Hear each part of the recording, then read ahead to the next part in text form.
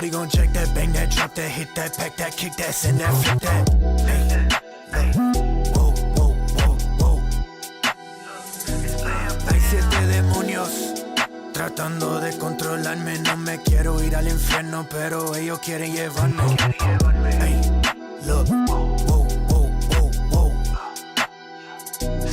Hay 7 demonios tratando de controlarme. No me quiero ir al infierno, pero ellos quieren llevarme. No quiero nada con tu novia, está empezando a molestarme. Soy suave como el Vicrepo y por eso quieren montarme. Así, she let her bounce, I'll see. Shawty bad, yeah, she know she a 10. If she bring a friend at my posse. Quisiera superar la soberbia, pero sé que soy un Magdari. Big body, bend no suburban. Sentada linda con ese fari. La avaricia me hace comprar todas las cosas que yo deseo. Soy un cubano famoso, igual que mi tío Maceo. No dejes que la envidia te envenene, baby. Andar con Bambi te conviene. Beefsteak, Wagyu. If you want the beef, I'ma dog you. Me lo estoy comiendo por hula. El macho spending that hula. Baby, sé que él no puede controlar su ira, porque tú hangas conmigo bien tranquila. Y mezclamos la lujuria con tequila. When you see the boy pull up to be a seer. Yo no dejo que la pereza me impida, but it's more than my 2 liters. Sé que hay 7 demonios tratando de controlarme. No me quiero ir al infierno, pero ellos quieren llevarme. No quiero nada con tu novia, está empezando a molestarme. Soy suave como el Vicrepo y por eso quieren montarme. Hay 7 demonios tratando de controlarme. No me quiero ir al infierno, pero ellos quieren llevarme. No quiero nada con tu novia, está empezando a molestarme. Soy suave como el Vicrepo y por eso quieren montarme.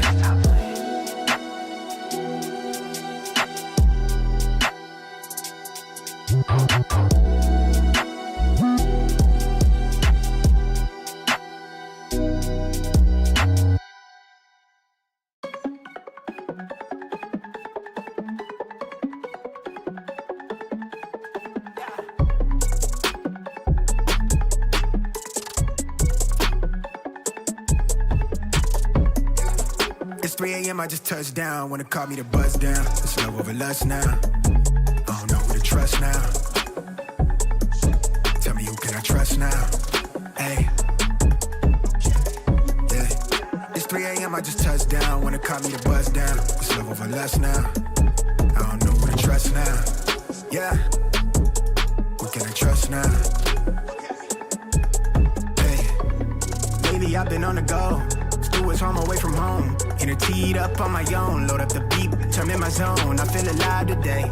Don't fuck up my vibe today. Don't come at me stirring my pot. You might get erased from the plot and end up on the plot of them grass blades. They been throwing me mad shade. All this ducking and dodging, your ops in the wavelengths. You negative headspace. That version of me that you thought that you knew had been newly updated. I'm activated. Whatever they on, oversaturated. I'm the cure, my intention is pure. My life been a blur, yes sir. Yeah.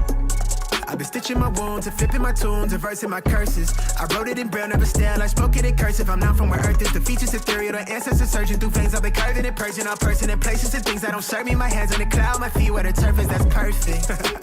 On God, yeah, I'm activated. Control, burning down trees. Big shout out my ashtrays, never empty. I'm litty. I've been painting the city. Yeah. Still painting the city. It's 3 a.m. I just touched down. Wanna call me to buzz down. It's love over lust now. I don't know who to trust now. Tell me who can I trust now? Hey, yeah. It's 3 a.m. I just touched down. Wanna call me to buzz down. It's love over lust now. I don't know who to trust now. Yeah, who can I trust now?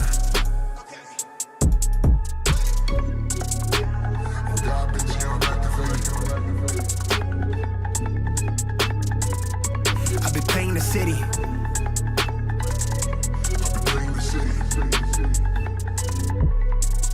It's 3 a.m. I just touched down. Wanna call me to buzz down.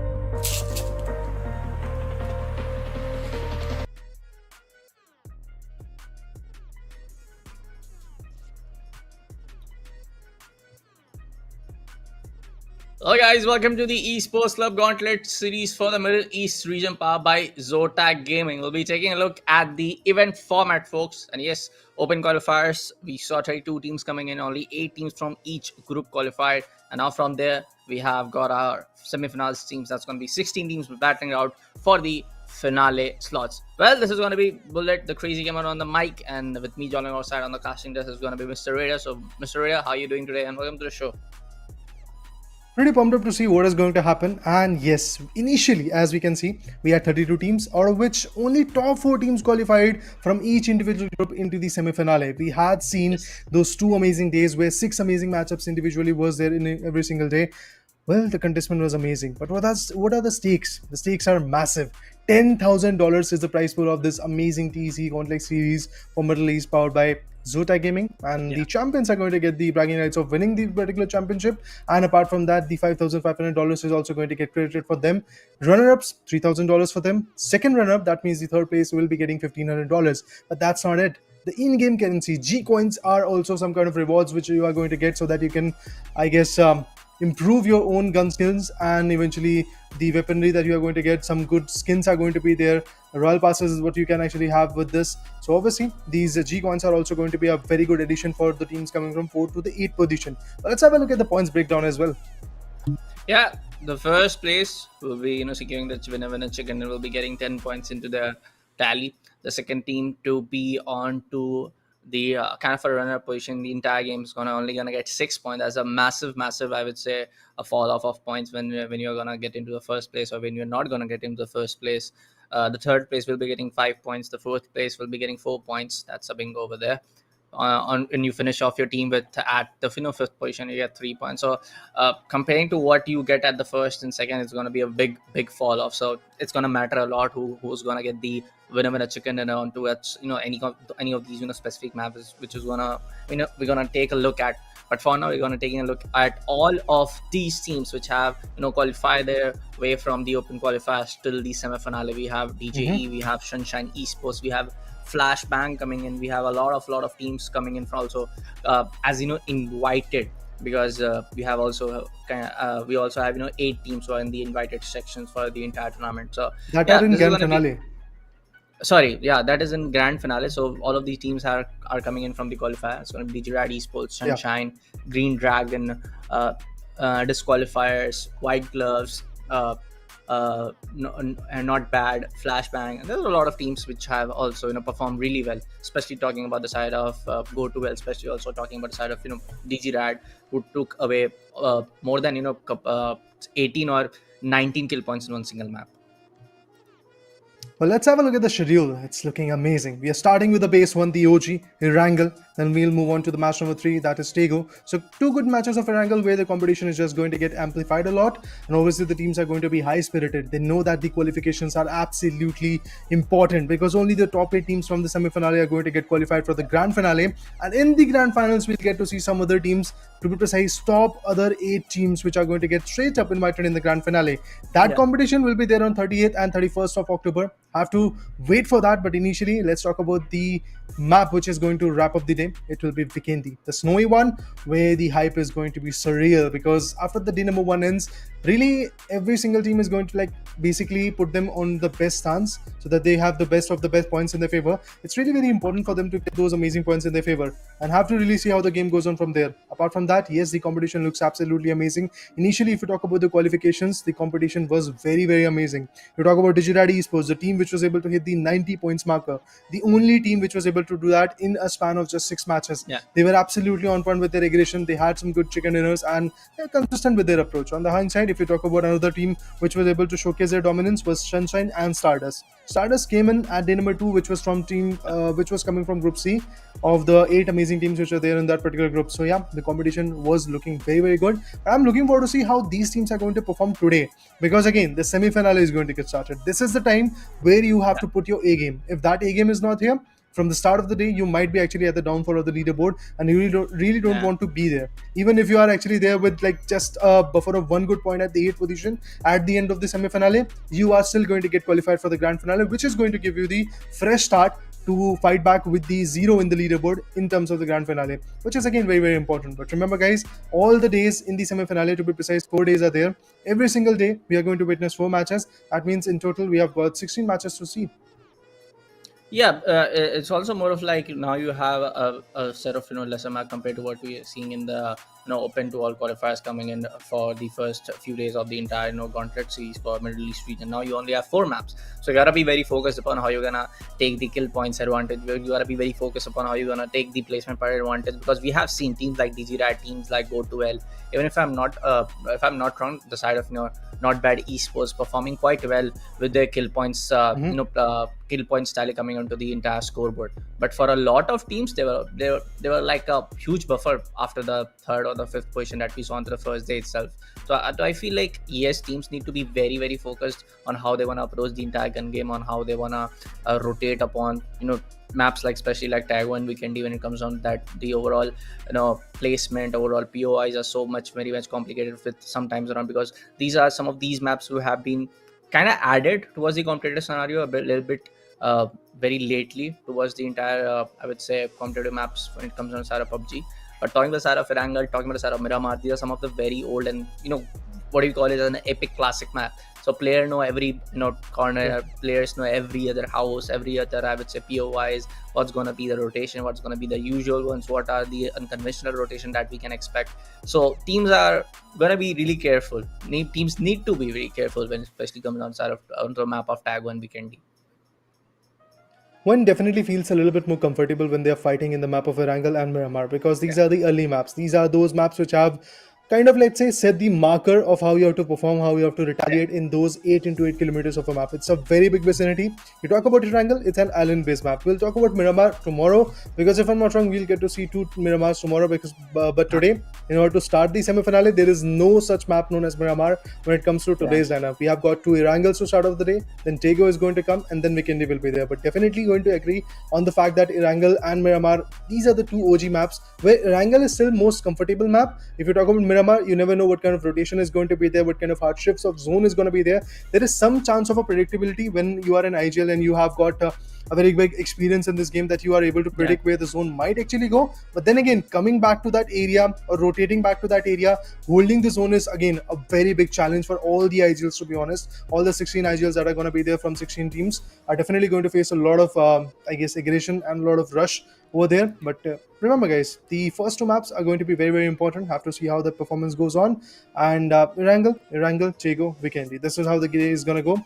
Tego is one of the most scoring map, to be honest, but then again, if you talk about Erangel, the most comfortable one. But let's have a look at the overall standing. This was the day number 1, Group A versus B. As said, Digital Esports is still sitting on top with the most amount of points in the favor, to be precise. That was 60. Huge amount of embarkment coming in. Sunshine on the other corner with 59. Green Dragon with 58. Disqualifies with 54. White Gloves with 48 points, not bad, with 35. Flashbang with 33. Take Risk with 32.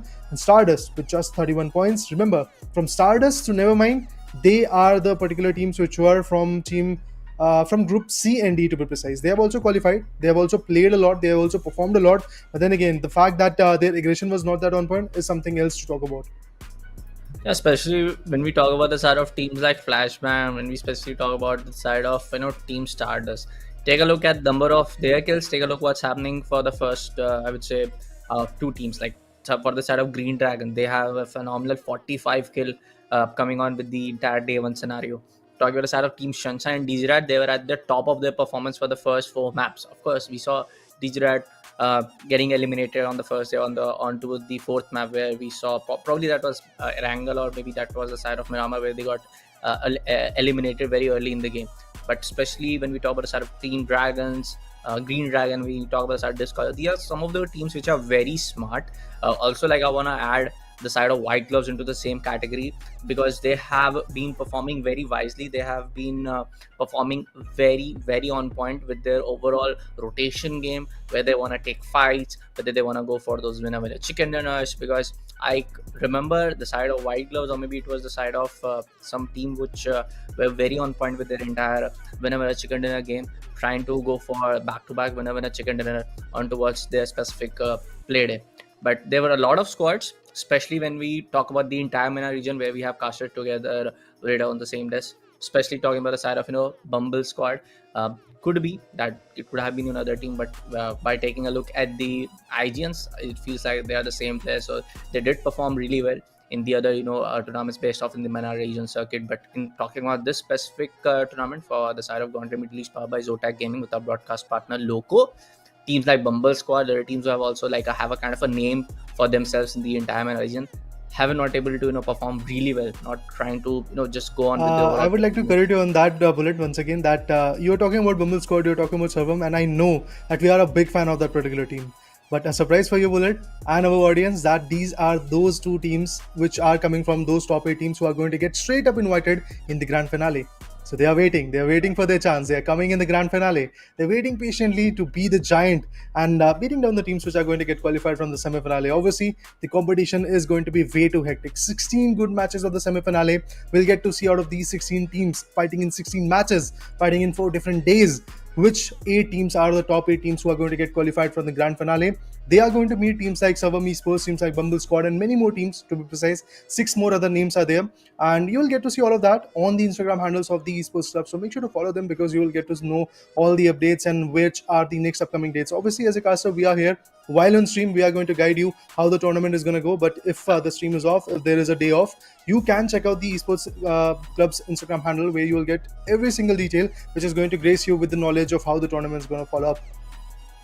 Especially because there's going to be like a couple of days which is not going to be where the teams are not going to play broadcast, not going to be go live, where you can actually go on towards the Esports Club handle and check out all of the details mentioned. You can also check the entire description where all of the teams who have been qualified for the this particular stage also you're gonna get some more info regarding the playing teams.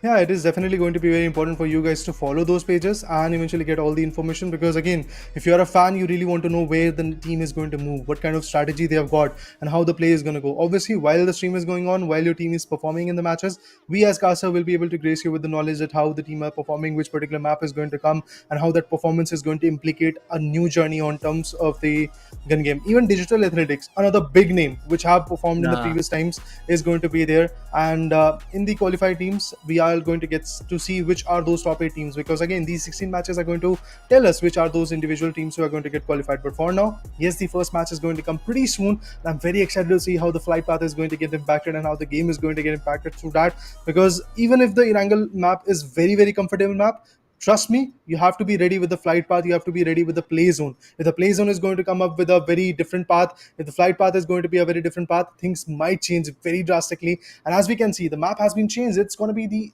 Miramar, and it is starting from the Campo Militar region going all the way towards Patona and Prison. Yeah, let's see what's gonna be the playstyle when the map has been changed. For now, talking about the side of teams like Nevermind. Nevermind was one of the teams which was able to perform quite well into the first few set of the map when we started off the previous day in their play day group. But also talking about the side of none other than Team Stardust. Talking about the side of teams like White Gloves, I remember saying that one of the teams which can actually switch gears in no times. Uh, when they're required to take up those skill points, when they're required to win those entire gun points in their favor, is one of the teams which is named as White Gloves. So I feel like yes, White Gloves will today might try to go for some of those very smart plays, specific plays where they want to go up and attack and try to just get on with the entire gun game in their favor. But as we can hear right now, all of the shots are being taken from other POIs, as we can hear from the side of Bullet Train's perspective. So I feel like yeah, the fight has already started between these teams. Well, yeah, the action has been resumed. We can already see some good shots being exchanged between the teams. Have to really see how the performance is going to get escalated from here, because again, we were expecting a good fight in this particular matchup, and indeed we are going to get that. Oh, look at this! Bullet Train is in a very tough spot. It's Bumble Squad who is actually going to be there, and they're going to pick them apart. They're going to take the players down. Not a very good situation for them. And as we can see, the elimination is going to follow up here. One good elimination, one good player has been shut down. It's Bullet Train Mofel who has been picked off. Let's see what the other guys are capable of, because again, coming here, retaliating and shutting down the players of Bumble Squad is going to be a very risky job. If these guys from team from the other team, Bullet Train, decide to push here, decide to retaliate, it can be very costly for them. And I feel like that there is only one player surviving over there on the top ridges, and for him to come back in the scene and fight back is going to be a tough stance. Cobb's back is the name.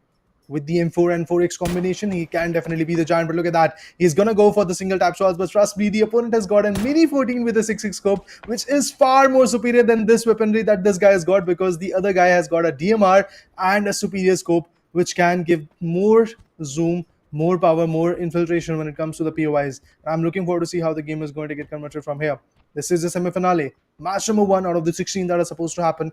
We are here with 16 teams, and the first loss that happened came in from Bullet Train. Yep, let's see what goes around because for now, as we take a look towards the sides of Bullet Train, since Gamma has been already been eliminated from the other team. Right now, it's gonna be sort of too easy. Trying to take some shots with that and get Red attached to the floor. It's gonna be some other shots also coming from the side of Gen Z, but it's gonna be Expert on the other hand, coming in from the side of White Gloves. I told you, this team knows how to switch gears in in no time, dude. Take a look what's happening. Stardust, a team like Stardust has already been eliminated from the side of White Gloves. There you go, folks, and this is what I was talking about. Team White Gloves were going for those back-to-back chicken dinner in their own play day, and they were falling a lot behind in terms of those kill points. Now they know this is going to be the semi-final phase. We can just not leave on with those kill points. But take a look what's happening in. Bumble Squad just going on for a full rush right now. They don't want to take a look towards their right. Other players get knocked down. It's going to be 2 players to get knocked down from the side of Cosbag. And it's going to be now a third party coming in from the side of Bullet Train. But as we take a look, 2 of the players are getting revived as soon as possible. It's going to be a few couple of seconds though. But talking about the side of Bullet Train, as they have now decided to turn away the direction of their vehicle towards some other direction, and now they are gonna just be very specific if they wanna take this particular fight or not, because for now they will be able to see that a few of those players have been eliminated, so they might have just read on with the anticipation that okay, the fight is over, this is not the right time to do a third party. Yeah, definitely. See, taking a third party at this point is definitely going to be challenging, because every single team does not have the right amount of utility in their favor. You talk about the weaponry, you talk about the changes of vehicles, and even the utilities are not that on point. So obviously taking a third party fight in this particular POI might actually backfire into you, because even if you are taking a third party, you have to be ready with your weaponry, you have to be ready with your angles, and you really don't know in this particular map where the teams are going to come from, because it's an open map. It's a huge one, and obviously the first play zone is yet to crumble down. So the teams are going to be there. Teams are obviously going to be high spirited, because they've taken a break and now they are back in the scene. They are here fighting in the semi-finale. From the open qualifiers to the semi-finale, the journey was quite hectic, and right now they do know what went wrong in the qualifiers and why the other teams were unable to qualify. But look at this guy, he's in a very open spot. Flashbang is about to lose their mud. There is no chance that this guy is going to survive. This guy is not going to see another fight in his favor. He has popped a smoke, but just one good bullet is all we need, and indeed it get connected, but it's coming from Team Nevermind with the SKS. The shot was connected, the player has been taken down. Reviving him is going to be a very costly decision, and I feel Sub-Zero is about to do that. Man, it can backfire. It's gonna backfire a lot though, talking about the side of gun. Nevermind, as you take a look at their perspective. On the other hand, it's gonna be the side of Flashbang Sayari, who is gonna take down one of the players coming in from the side of Go2, helping Nag also trying to just fire a couple of more shots toward the side of Sarmad. As Sarmad goes knocked down, now it's gonna be possibly a push, maybe coming in from the side of Flashbang. One of the players were there on towards driving the vehicle around. But talking about the side of Flashbang, they need to be very careful, because there are going to be more than 2 players over there on that perspective, on that region. We're trying to hold their vicinity, trying to put up their stronghold position. But for now, let's see. Because in the first 10 minutes of the entire, I would say, Miramar map, we don't really expect this kind of action coming in, where all the guns are blazing left, right, and center. All of the teams are taking the fight. There are more than 6 or 7 teams right now that we have saw, taking their own decision to go into a early gunfight scenario. And this is something very different compared to what we saw on the previous day of the entire series. Yeah, definitely agreeing with you, because today, if you talk about the initiation, it's a little bit quicker. and the teams are trying to take the fights, because again, it's really very important to get those initial fights in your favor. 16 matches are there. It's going to be a long and a hectic journey for these teams, but if you have the command from the start, I believe there is still a chance of putting up the pressure. That's exactly what Digiradi was able to do while they were fighting in the group A and against group B, obviously in day number 1, and that's exactly what the other team like Stardust was able to do. So it was really very decent to see how the fights went on, how the retaliation went in, and to be honest, retaliating and getting those job done, getting some good early eliminations is going to be the key factor of this game. And I'm looking forward to see who is going to retaliate, who is going to get the job done. Full Tilt right now has got a very decent height advantage in their favor, but the fact that they are actually beyond the road, they are still on the lower ridge when it compares to the other team which is actually on the top of a different ridge. So there are multiple angles which has to be calibrated. There are multiple areas which has to be figured out in your favor, and if those areas are not calibrated, if you don't have the right information where the opponent is, it can backfire in a very bad fashion. And as we can see, the map of Miramar is going to come first of all. Again, the second map is also going to be the map of Miramar, so the fights will be very very hectic if you don't have the information. It's all about the information. It's all about getting the vital clues, and eventually the sandstorm is also coming in. This will again put a lot of pressure onto the player who are stuck in the sandstorm, because the audio cues are going to get suppressed, the visual cues are going to get suppressed, and even your rotations are going to be very very tough. Yeah, especially like in terms of like I would say audio cues. I feel like these players, some of these players are like most of these players are so I would say well experienced when it comes on Sarah PUBG. They really know how to counter those blockage of audio cues which is gonna caused by the sandstorm. But the main part is like the entire visual cues gets very much literally you can't see anything, even if we get the feed us as casters from the observer feed, and we are not able to get the entire situation ongoing, like okay, where are these specific players, because in the entire sandstorms, I would say the visual effects just block out the entire, I would say, perspective, entire, I would say, ADS is what they're trying to do. But for now, as we take a look toward the Sarah Bumble squad, it's going to be Juin Kunzeep, Tusta, Bumble Deep, SQ. Other three players are right now trying to hold off in a vehicle, trying to rotate towards their other three players were trying to rotate towards some other POIs. But talking about the Sarah Bumble squad, we did saw one of their players, like who was the as Bubble Deep, did take an eventually a very early gunfight coming in from their side. But right now there might be in a mood for some Tokyo Drift, but never mind. As we take a look toward the side of disqualifiers, it's going to be the side of Barbarossa trying to fire on some shots towards the enemy player, which is going to be from some other team trying to hold off and take a rotation towards a safer place. See, even in the open qualifiers team, this qualifiers was not that on point, not that aggressive. They had 44 points, and when we compare them to teams like Digirad Esports, who has 90 points, it clearly shows that they were a little bit on, like, let's say, a notch where they were just trying to survive. They were just trying to hold on when it comes to the points table, so that they can make their way in the semi-finale. But now they really have to retaliate. Now they really have to fight back, because all the table toppers from the open qualifiers are here. Look at this, a good shot onto the player. He might actually get taken down. These crucial mini 14 tap shots are going to be very valuable onto the pickup truck. It's going to be a tough one. Let's see if the retaliation is going to be on point. The player wants to fall back, and indeed he was capable to do it, and now he has got a very good decent wrist to fight back along with. This is the phase number 2, which is going to cut short really very soon.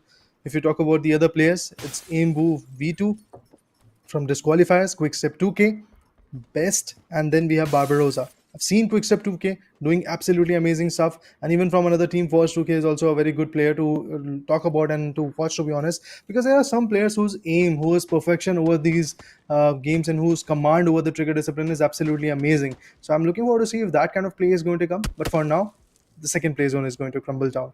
This guy from disqualifiers has got the church advantage. That means he has got a heighter advantage, and eventually from that reason he has the eagle eye perspective.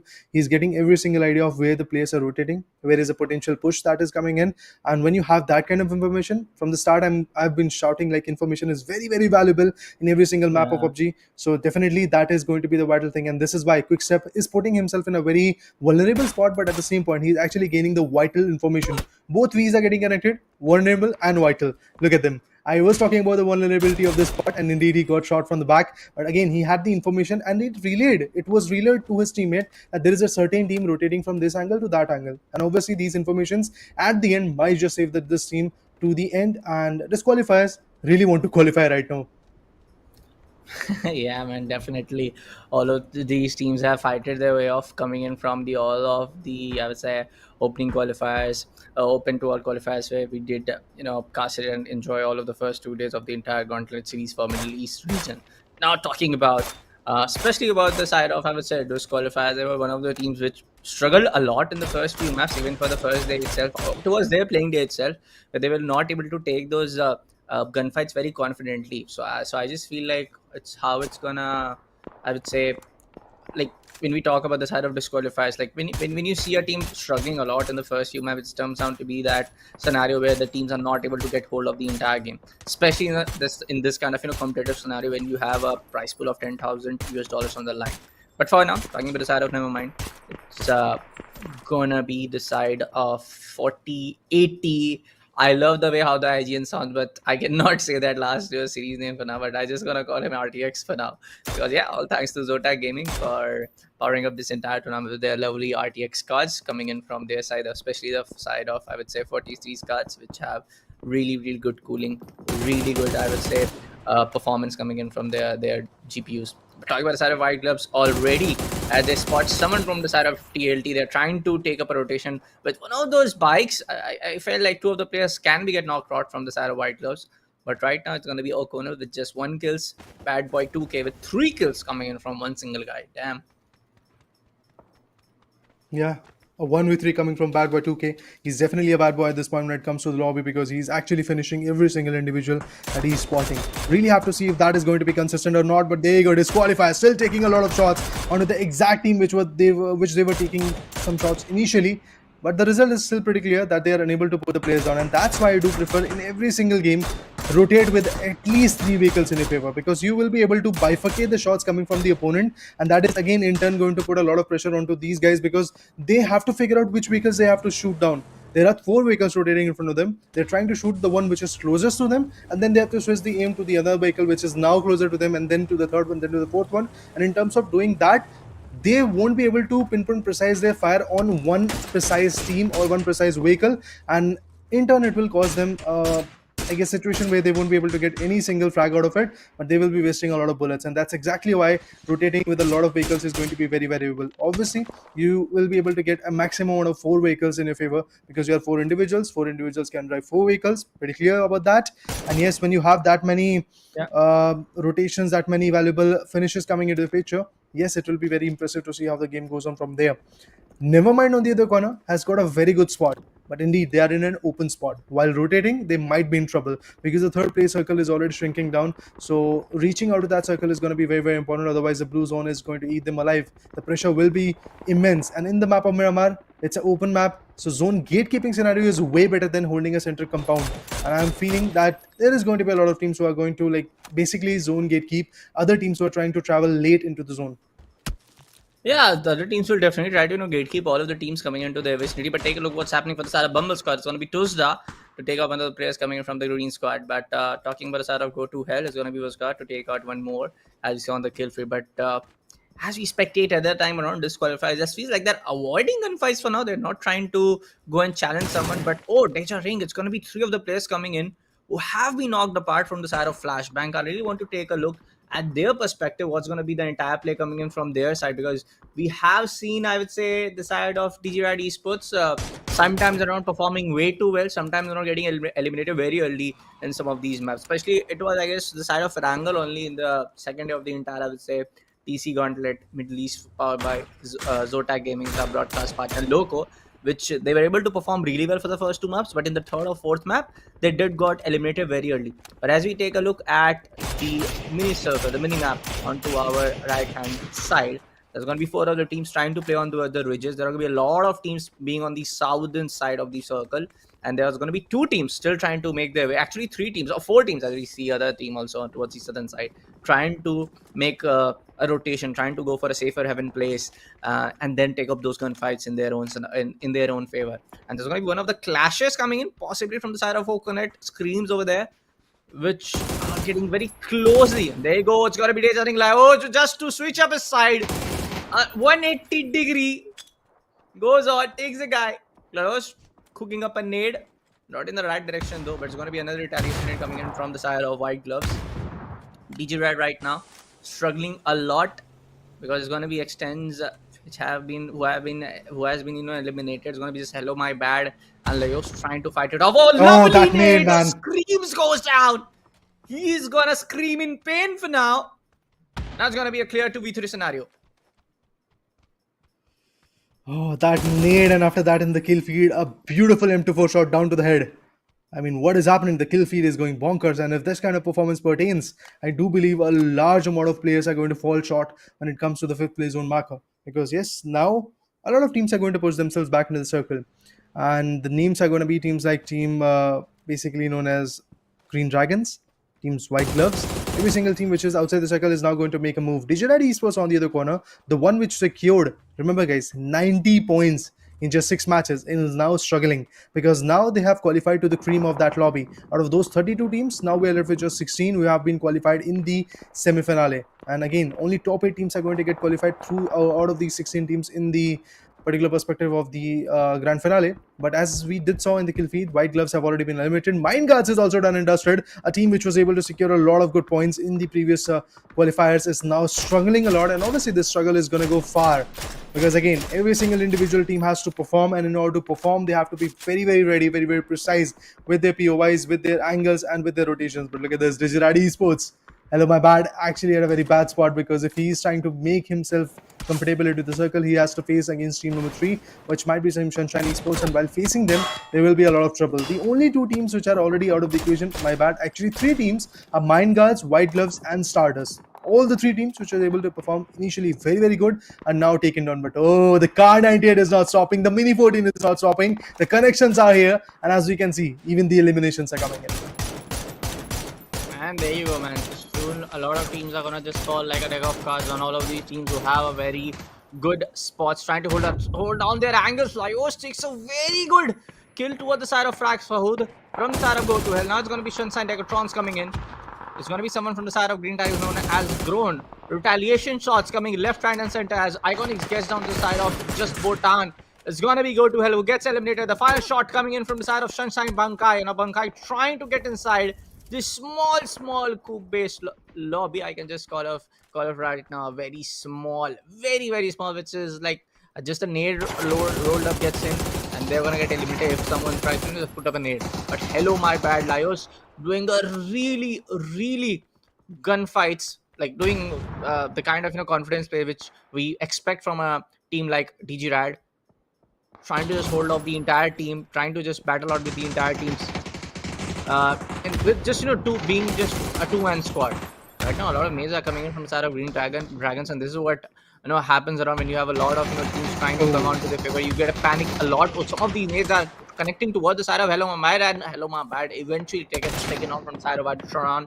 Now it's going to be just one single guy from the side of DJ Rat trying to hold behind this specific boulder now. Lyosh might have a little bit of audio cue as we can see all of those flashbangs coming across. Go also tries to take down, but nah, it's going to get eliminated. Lyosh goes down. DJ Rat Esports getting eliminated at the 12th place with 5 kill points into their name. That means no position points whatsoever, only 5 elimination points is what they're going to get in the first match of the semi-finale. So it's a tough battle for Digirad Esports are bad, but on the other corner, let's talk about a few more teams. Take Risk is not taking a lot of risk right now. They are holding themselves in the edge of the zone. They will fight back whenever the situation demands, but for now, they are just approaching and holding their zones, trying to get some good picks. Look at that. Dipsioyo on the other corner gets 1 elimination. Never mind. Is also looking good. RTX 48, E13. 900k. I mean, he's just trying to showcase his PC specifications and things like that. But yeah, let's see how the game goes on from here, because again, the escalation when it comes to the zone, when it comes to the eliminations, is going to be there way too high. As we can see, the kill feed is going bonkers. We are unable to check out which particular team is fighting where, because there are multiple fights going on at the same point. 010 Esports, a team which was able to be very dominant, has now been taken down. And if I'm not wrong, this was the team which was able to get one of the most high scoring matches in their favor in the open qualifiers. But for now, the trouble was way too high for them. They were even able to bring themselves back into the top 10. Sunshine also gets eliminated at the 10th position. That means no position points. Only the eliminations is going to get favored for them. And if you really want to snatch some kind of position points in your favor, be in the top 8. And if you really want to get the best out of those top 3 positions, make sure to be in the top 3 positions, because if you get a chicken dinner, you get 10 points. If you get the runner position, you get 6. If you get the 3rd position, you get 5 points. But look at this. grenades getting connected from disqualifiers on Nevermind. Yeah, talking about take risk. A lot of angles were exposed. Now it's going to be the side of COO coming in from the side of not try bad, which he's going to just eventually just trying to knock him apart as soon as he comes in there on angles. Oh, never mind. Going all ham toward the side of disqualifiers. Barbarossa also goes down. MBOT also gets confirmed from the side of 4080 now. Never mind, being very, very on point with their gunplay. Revan God takes on the side of Watertron on, talking about the side of Lepkane and the entire team coming from the side of Take Risk. Right now, they are playing very safe. A good shot coming in from the side of Lepkane as Fancy goes down. Beautiful shot with that marksman rifle over there. And now it's going to be disqualifiers to get disqualified from this particular map, not from the entire, I would say. Now, never mind, looking very strong with their entire points coming into their tally. But right now, Abdul Mir needs to be very, very careful, and he's trying to place up a nade towards that opponent team, and he gets it! Fancy's confirmation will be coming on towards the side of Abdul Mir. And now talking with the side of Tadoj, he also has one of those angles talking towards the Dipsy Yo-Yo. The Bumble Squad, on the other hand, gets eliminated from the side of Nevermind. The last skill gets on to him. Escapation also trying to take up those shots towards the side of Full Tilt as Squeto goes down. A lot of marksman rifle plays are coming in. Very much expected, very much what happens when we saw these, final circles when it comes onto the map of, Miramar. Definitely we'll get to see that kind of a closure coming in, because again, these DMR shots, these marksman rifle can really get you a long range shot, a very precise one, and obviously you can control the recoil because it's not an automatic weaponry which you have to control through your sprays. You have to go for the single tap shots, which is still controllable, and obviously the bullet damage is a little bit higher. Bullet drop is going to be there, but then again, you really are able to connect those shots if you have the precise aim. Look at this, one more player from Take Risk can be taken down. The bolt action is also working it out. And on the other corner, we have a barrel being utilized. Even the AUG is coming into the action. Team Not Bad is still trying to retaliate against Take Risk. Team Full Tilt fighting against Team Green Dragons. We have Escapation, who has been taken down. The full elimination could be there. But Take Risk, who had 4 players, is now eliminated at 7th position. Not a very good scenario for them. They were stuck outside the circle down the ridge. And that's what impacted their elimination. Oh, another good shot, another good retaliation. It's Team Green Dragons which is suffering. Fullback wants to get this advantage in the favor, but let's see if they can really get the advantage. Oh yeah, what a flank from his corner. He had the best angle. He was able to get this advantage in his favor, and with that, Fullback will be able to get a very beautiful advantage in it, because the only team which could have stopped them from that angle was Team Green Dragons, and now they are out of equation. Even Team Not Bad is fighting against the particular teams known as Nevermind, and 8 elimination does shows that they are very flashbang, costed them a lot. Had the player to push back, but oh, from the back we have a beautiful cover coming in from Dipsio. He might find him. Indeed, the knockout comes in from his another teammate. It's Raven God also fighting from Team Full Tilt, getting a lot of heavy lifting, but a killing spree for Team Not Bad. They are definitely not looking bad at this point. Boy, oh boy, talking about side of Not Bad on how they're surviving with just 2 players. Like, this is some kind of, I would say, if I want to if I don't take names, it's like trying to just put up a comparison and trying to put up a storyline as a caster over here on this particular test. This is some kind of gameplay that we expected from the side of DG Rad, and right now it's going to be the side of Not Bad just going all ham with their kills. Now it's going to be just 5 teams remaining, folks. 12 players alive. There are a lot of teams who are not with their entire man advantage, but talking about the side of Full Tilt on how they have try to keep on their man advantage till the final circle. I've not said this is a particular final circle because we have 3 more circles to go upon, but in the phase 7 circle, which is which is now which is gonna get shrink in the next 12 seconds. The side of Full Tilt had done a very exceptional job. Oh, Squirto helping out his teammate when required, being so on point with his game observation, with his entire game sense. He sees it, he spots it, he takes the shot. And now Not Bad in a little bit of a, I would say, troublesome situation, because they don't have very much of these, ridges trying to put on some cover towards their entire body angles. Oh, the shots. Oh, this guy wanted to be beyond the track so that he can have the cover, but no, that's not going to be the case. Uno will have to come back with a Uno reverse card, otherwise he's going to get taken down. Have to really see how that performance goes in. The need was a close one. Let's see how the animation is going to get there. Oh, look at this. More and more shots are coming in. More and more retaliations will be there. Have to really figure out how the game goes from here. Nevermind on the other corner is also about to receive a killing spree. tag onto their face as well, because they are about to get the 10th one. And if they get the 10th frag, obviously the killing spree moment is going to be there for them. Uno on the other corner with some smoke. He's going to spot the player, going to pick him apart. A lot of HP damage. Ooh, another one gets taken down. This could be a 1v2 coming from Uno. Indeed it is. Uno with the Uno reverse card, as I was asking from his corner. Indeed he was able to get it. He's in the top 4 right now, surviving solo, all down to himself. Let's see how he's going to play.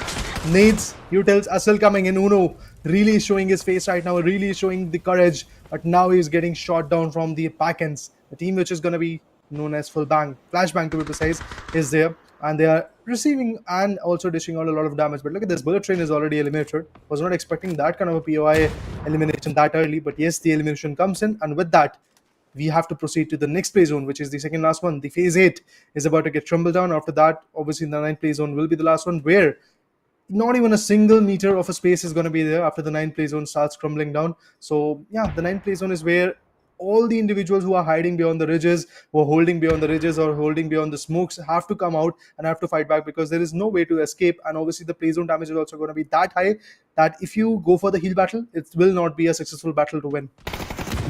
Oh boy. Ravin God just comes up, takes down the side of Pennywise, but it's not going to be the retaliation from the side of Sayari. Being just 2 guys coming in from the side of Full Tilt, as one of the guys have been knocked apart, and Sayari will get the confirmation kill, as player was bleeding out as each seconds passes by.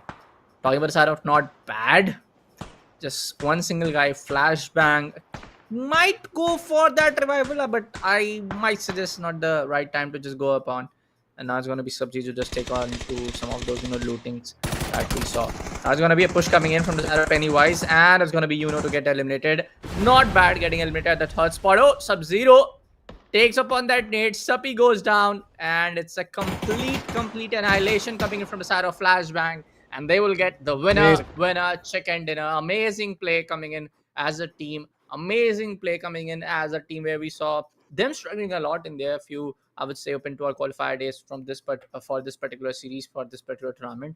But a winner chicken dinner coming into their favor in the first map itself. First map of Miramar with 10 kills. And this is not just one single team which has got 10 kill points. There are other teams also in the lobby, in the same lobby, which has got 8, 9, and very closely to 10 kills. So it's going to be a very, very a close affair when we will take a look at the map standings. It's going to be very, very close scenario in terms of the kill points when we take a look at the entire score. But the only difference maker is going to be the entire placement points.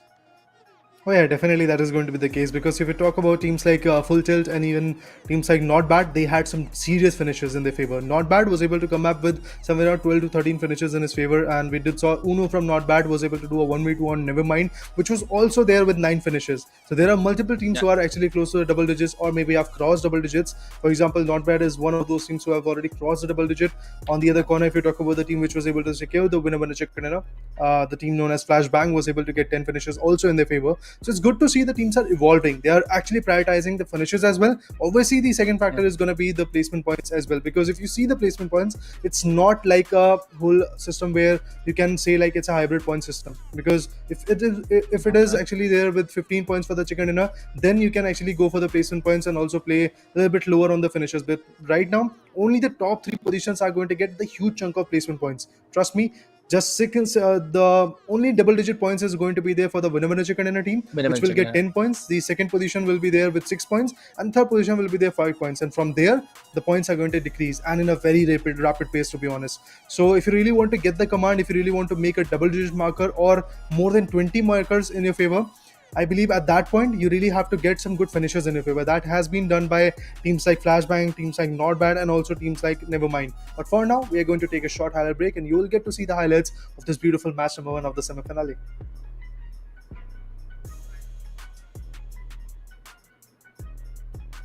Yeah, well, as we take a look at the overall, I would say, match highlights coming in for the first map of Miramar. Ignore the map written on the creative score. Now it's going to be corrected. It's going to be a lot of kills coming in from the, I would say, early few minutes of the game. Talking about the side of the guys, especially on this particular play where one of the last guys, Layosh and Hello My Bad, was giving their 100%. just being two guys coming in from their favor. Take risk. Let's run it with that, very fancy, I would say, very supreme sword. Just going on to eliminate the player named as Fancy. You know what I did there. But there were a lot of teams who did perform really well, especially talking about our Green Dragons. In their very early minutes of the game, they did got some really good kills trying to eliminate some other teams. But taking a look what's happening they just came on with a very off angle. Not going to flash time on the players from the side of Flashman. Sayari just goes on spot 3-2 players from the side of Green Dragon who eventually knocked apart from other team, and he takes the entire kill points in his favor. So I just feel like, yeah, when we talk about some of these plays, when I talk about some of these teams who are very on point with their entire game sense, and this is what's going to make the entire difference in the world for this particular series, because all of the teams are very much experienced inside the game. All of the teams are very much experienced with their entire map knowledge. All of the teams are very experienced with their entire gunfight. This is more of like being very on precise with their decision making, where they want to take a rotate, where you want to make your maneuver around when you are trying to go for a gunfight, where you want to place your utilities when you're taking a gunfight. And this is the very, very small decision making changes which are going to make the entire difference in the world into your placement points, into your kill points when you see the scorecard. Yeah, it's those small decisions coming from your IGL, it's those small initiations coming from your assaulters which is going to change every single thing down. That's why I do believe in the map of Miramar, and to be honest, in every single map of PUBG PC, these IGLs have to make the biggest decision, and obviously these decisions can impact a lot. But for now, we'll definitely take a short break, and after that, we'll be back to see what happens in the match number 2 of the semi-finale, because again, leaderboards can shift rapidly after that.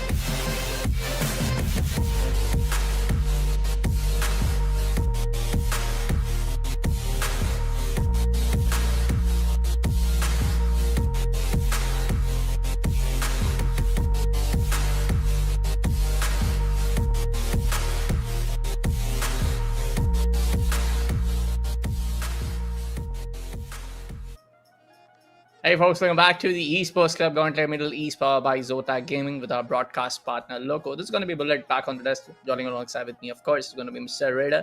Yes, folks, we'll be jumping straight into the second matchup for the day, which is, of course, going to be against the side of Miramar, the map of lovely, all of those, high terrain, low terrain ridges. And let's take a look at the flight path, Raider.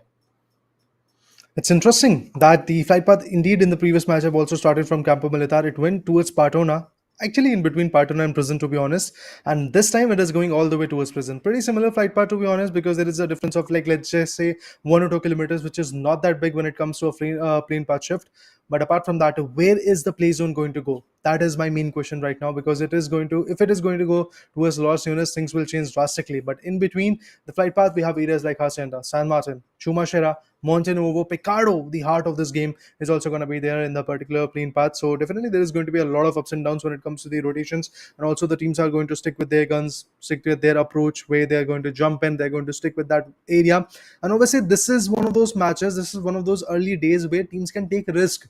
They can take some good fights, they can take some good retaliations, and that's exactly what 010 Esports is trying to do, because they are now in a fight in Monte Nuevo, and that is the only big compound that is there in the next circle apart from Vara del Mar. So there you go, the fights are going in, the next circle has been formed, I mean the initial circle has been formed, and as we can see, due to the cut of the circle, that only 70%, let's just say 85% of the area is still accessible in this first circle. Obviously the next few play zones might actually go towards Monte or towards Vara del Mar. It's going to be Bullet Train versus the team known as Bumble Squad, and then we do have one more team in the same vicinity of Monte Nuevo. It was 010 Esports. So 3 teams in a small compound. Let's see who becomes a champ on this area. But yeah, a fight this early, that can change the dynamics of the game, that's for sure. Change the entire placement for these entire teams, especially onto the the scorecard. Oh, Bullet Train. It's gonna be the side of Crossback, take a lot of damage. He doesn't have any kind of like say a really good vest right now. Really good, even I would say the entire inventory management, the low rat management when we talk about from the side of Bullet Train. Oh, Panzerfest. This can be deadly. This can be just one straight up knock if he does if it does gets connected properly towards the opponent guy. But for now, one of the players has been done and dusted from the side of Bumble Squad. Look at the ADS, just peekaboo game going on from one of the players coming in from the side of Bullet Train. Now it's going to be other 2 guys from the side of Bumble Squad trying to go on other 2 directions, trying to just scoop up, just trying to make up a sandwich kind of scenario where the hamburger, talking about the side of Bullet Train, can just get placed onto the other bread to get just chunked apart from the other side. But right now, on how the placement and the overall positioning of the players is coming in from the side of Bullet Train is something very, I would say, classic, something very, I would say, stronghold, something very, I would say, promising, because they are not I would say going on very aggressive, trying to go on for the overconfident push. They're just being very patient, the kind of gameplay that you need, especially when you are facing up a squad like Bumble Squad. I know for this particular they are not performing so well, but this is some kind of a squad which can do a 2v4 scenario, 2v3 scenario in just like a couple of seconds. I mean, yeah, obviously the potential counts, and every single team knows what the potential is all about of the opponent. And if you have the right idea of how you can break down that particular team, if these teams have maybe, let's say, studied the open qualifiers and the stream that was put forth in that particular PY, because all the teams have performed in that particular scene, and that's why they're here in the semifinale. If they have studied, if they have done their homework, because there was a gap, to be honest, and it was a big gap, and obviously they had their time to retaliate, they had time to figure out. But look at this, with Win 94. I mean, a weapon which is not at all that useful in the game, and people don't really rely on it. The players are getting in the knockouts, and that too with a headshot. You have to have a precise aim for that, and indeed the players have got it. UNC on the other corner got tagged out a lot, but he has utilized the first aid kit so that his 80% HP is back in the game, and he will be retaliating. But trust me, the damage on the Western helmet is going to be immense, and due to that reason, peeking from the same vicinity, peeking from the same angle, can just be a death wish for him. But let's see if that is going to change. But Tuesday for now has been knocked out. Revival is something out of the equation. Oh, look at this! Look at this! Bullet Train, Chuck Reese has got the information where the player is, where the opponent is holding up to. But Moful gets taken on with a Dragonov. What is happening? Yes, the players are very good with their precise aim. They are picking apart the players. They are picking apart the angles. But the fact that Team Bullet Train has got their other guy reviving the opponent, reviving his teammate, to be honest, and the opponent does not have got the same angle. So that revival will not be coming in. Bumbledeep on the other corner is actually getting tagged a lot Oh, with the Win 94. Lado once again wants to get the shot because this was the exact Win 94 weapon which he was able to utilize against the opponent in the initial knockout of Tuesday.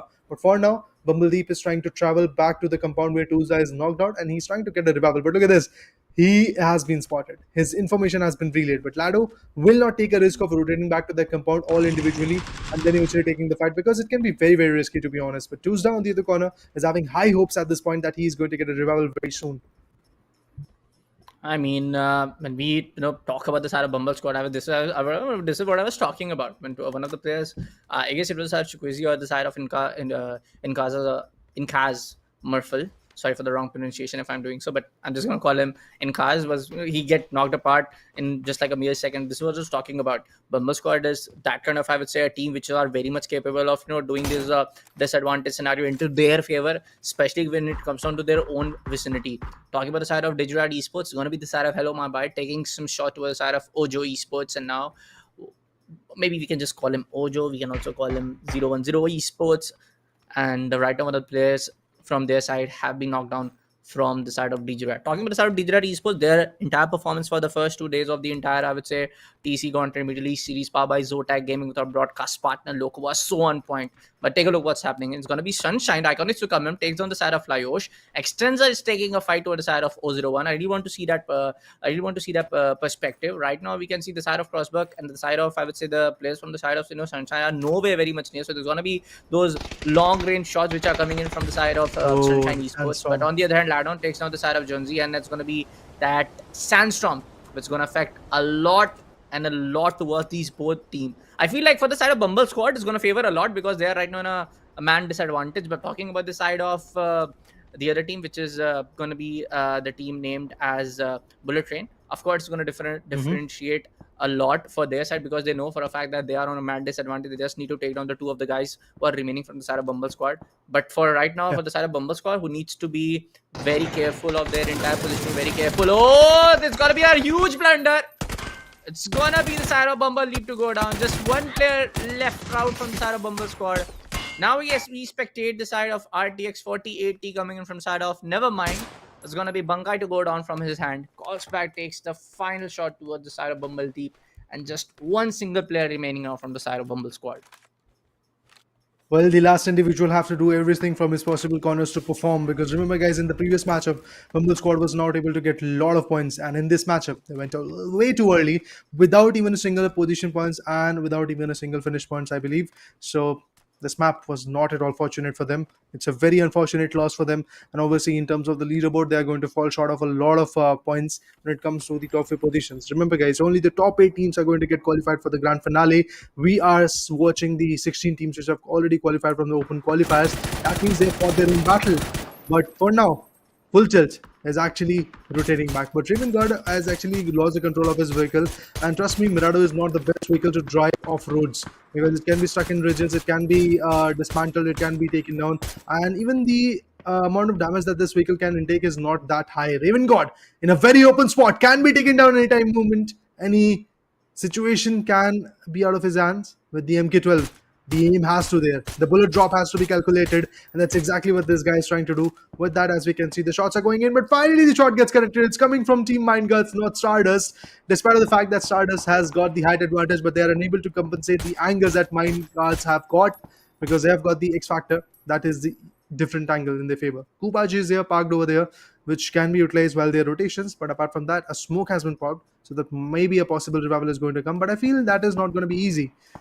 Disqualifies on the other corner, takes one from Take Risk. Not just one, Abul Mir and Kane, both of them have been taken down. That means in this particular matchup, again, Take Risk might actually go pretty early, but Stardust with the vehicle slam, thing which can be utilized for transportation, is now becoming a weapon because he was able to take down the knocked out guy. On the other corner, Take Risk, one more player. It's Russian who's been taken down. Tallow will be the last one. He's going to fall away.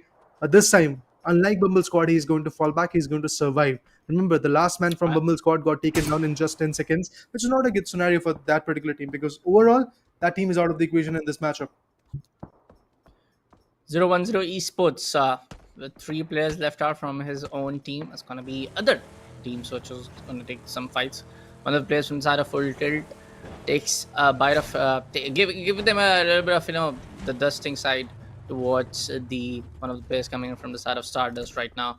010 Esports, when we talk about their also performance in the first, I would say the first 2 days of the qualifiers for this entire tournament, they were not able to perform the first day itself. But when we saw them playing on the fewer last matches of the entire, they were able to get one of the winner chicken dinner into their favor. Coming down from the Sahara bullet train, they're also trying to take up some fight in their own vicinity.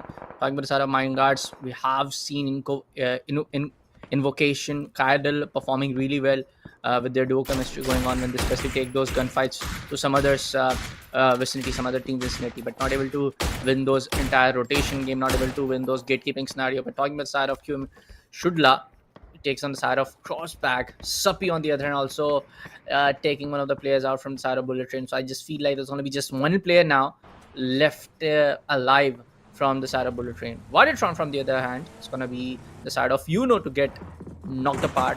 Bullet Training, some Muffin and Ardo both get confirmed the side of Go to Hell. So it's going to be a lot and a lot of these long range fights happening, and a lot of these shots being going down from the side of DMRs and these marksman rifles. So I just feel like this is the phase 2 and the phase 3 game, which is going to happen for the next few minutes of the entire map of Miramar. So this is going to happen. All of the teams which is right now placed apart from the other reaches, a lot of the teams who are not very close to each other is just going to use all of those long range weapons, long range based weapons from their loadout to just take those skill points in their favor. The finishes are valuable. I have to go for it, but look at the bullet drop that is happening. There is a huge bullet drop, and obviously calculating all of that gives you the realistic feel of shooting down the player.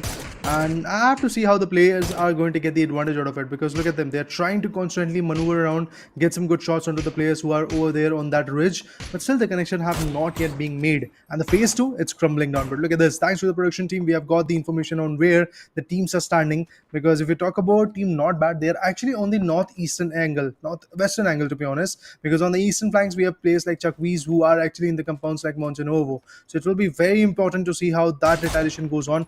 But as we can see, the zone might actually go towards Brickyard or the areas where Disqualifiers is holding. So if that zone goes on over there, retaliation will be absolutely on point. And Disqualifiers, they are not letting it go that easily. They've got a very good spot in the zone, and they're trying to, or should I say, they're adamant on the fact that they're going to survive over there. But with the extraction kit being utilized, Stardust makes their move back into the circle, and they are trying to find a very decent spot. This ridge can be very valuable, but even before the touchdown, the players are getting shot down. Oh, no jokes. Veez is going to still survive. Not a lot of HP for him, but he is still going to make his way back in the game.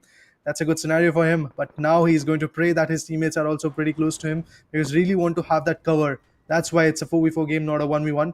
So really want to have that cover, really want to get all those information which are very valuable. Never mind on the other corner, after losing Grenix, is now at a very tricky spot. Yeah, especially the entire zone going towards the same vicinity. I just feel like take a look. This is the same circle, almost the same. Correct me if I'm wrong, Raider, which went down for the first map of Miramar as well. So I just feel like teams will be able to read out the scenario. Yeah. Please go on. I mean, it's actually in the, like, let's say, same angle. It is actually in the southwestern angle, but the fact that circle is not that same, because this previous circle was close to Los Lunas and that Edmond area. This time we are close to Montenovo, which is actually quite close, but then not that close enough. So yeah, if the teams have got the good idea to play in the southern banks of this map, I believe they're going to be comfortable. But this kind of zone rotation are not that frequent when you talk about the whole meta of PUBG PC. So obviously this will be a challenging one. And as you can see, Bullet, that there are two main roads which are crossing the whole map. That means a lot of teams are going to cut short in an open spot, while you're rotating in an open space. As you can see in the minimap, it's Bullet Train, which is trying to rotate through the plane with the extraction kit, but he's obviously going to get shot down because he's in an open space. And while you're rotating with those open roads, those highways, yes, from the other ridges, from the left ridge and the right ridge, you are going to get shot down. And that's why this map, this zone for now, despite the fact that it's a third play zone, consider this as the fourth play zone, because the area is not that much. And even the sandstorm is here. That is again going to stop every single thing when it comes to the aggression, when it comes to the push, when it comes to slams. This is the best time for a solo player to make sure that he is going to reach in the circle. But if you are actually a full team and you are looking forward to hold a good angle or maybe slam onto a compound, going through sandstorm might just be a very bad situation for you, because you don't have the right idea of visual cues, and the information of the audio cues is also not going to come, because you are going to get concussed with the sandstorm. Yeah, man. talking about uh, thanks to you for correcting me. I just thought for a second that Minas Del was the one of the closing down vicinities. But anyways, folks, uh, I Yep. just feel like, yeah, on how you just told about the two of those roadways trying to go across towards these entire last remaining few of those vicinities in the phase 3 circle is going to matter a lot, because a lot of teams which are still not inside the playing area, the play zone, uh, who might try to go for a vehicle based rotation, or might also try to go for, I would say, a rotation very risk taking rotation, not using any kind of vehicles. Mm-hmm. That is a very, I would say, very less chance, which is like team is gonna Ooh. do something like that. But a very good shot coming in from the side of Hello My Bad, that could have been result that if that shot could have been a headshot, that could have resulted in the other guy going down for sure. Escapation, Mm-hmm. still trying to peek from the same angle, and Hello My Bad still trying to do the same thing. Very, very close down gap. This can be the game changing moment for both sides now, because we can see the same shot coming in from the side of Oh Escapation. A 62 man. tag, there you go. That's going to be a shot coming in from the side of Hello My Bad. That shot combined with that scope, something really hard to take when especially comes down to this particular game, which like the entire recoil, the entire how the gun maneuver, the gun recoil changes, and how the gun acts upon is very different compared to what we Mm-hmm. see in other titles. But for now, for the side of Go to Hell, they're just gonna be remaining towards one of the safe houses right now, just very close towards the side of towards the side of the brick POI. But for now, it's going to be a lot of teams trying to just hold on their position, waiting for other teams to come on their vicinities. But I just feel like there's going to be few more other teams trying to hold on the brickyard POI.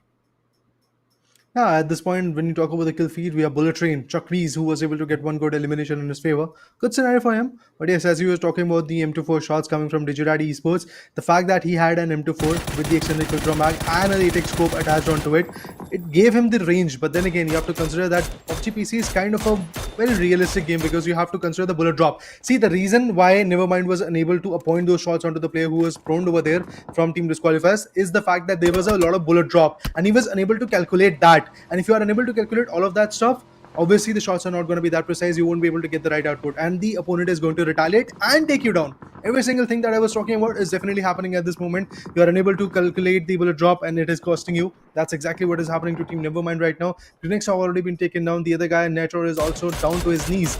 But look at this. Again, similar mistakes. The bullet drops are not being calculated, and he was unable to be that precise. But on the other corner, full flashbang sprays are coming in. Sire was able to take one down.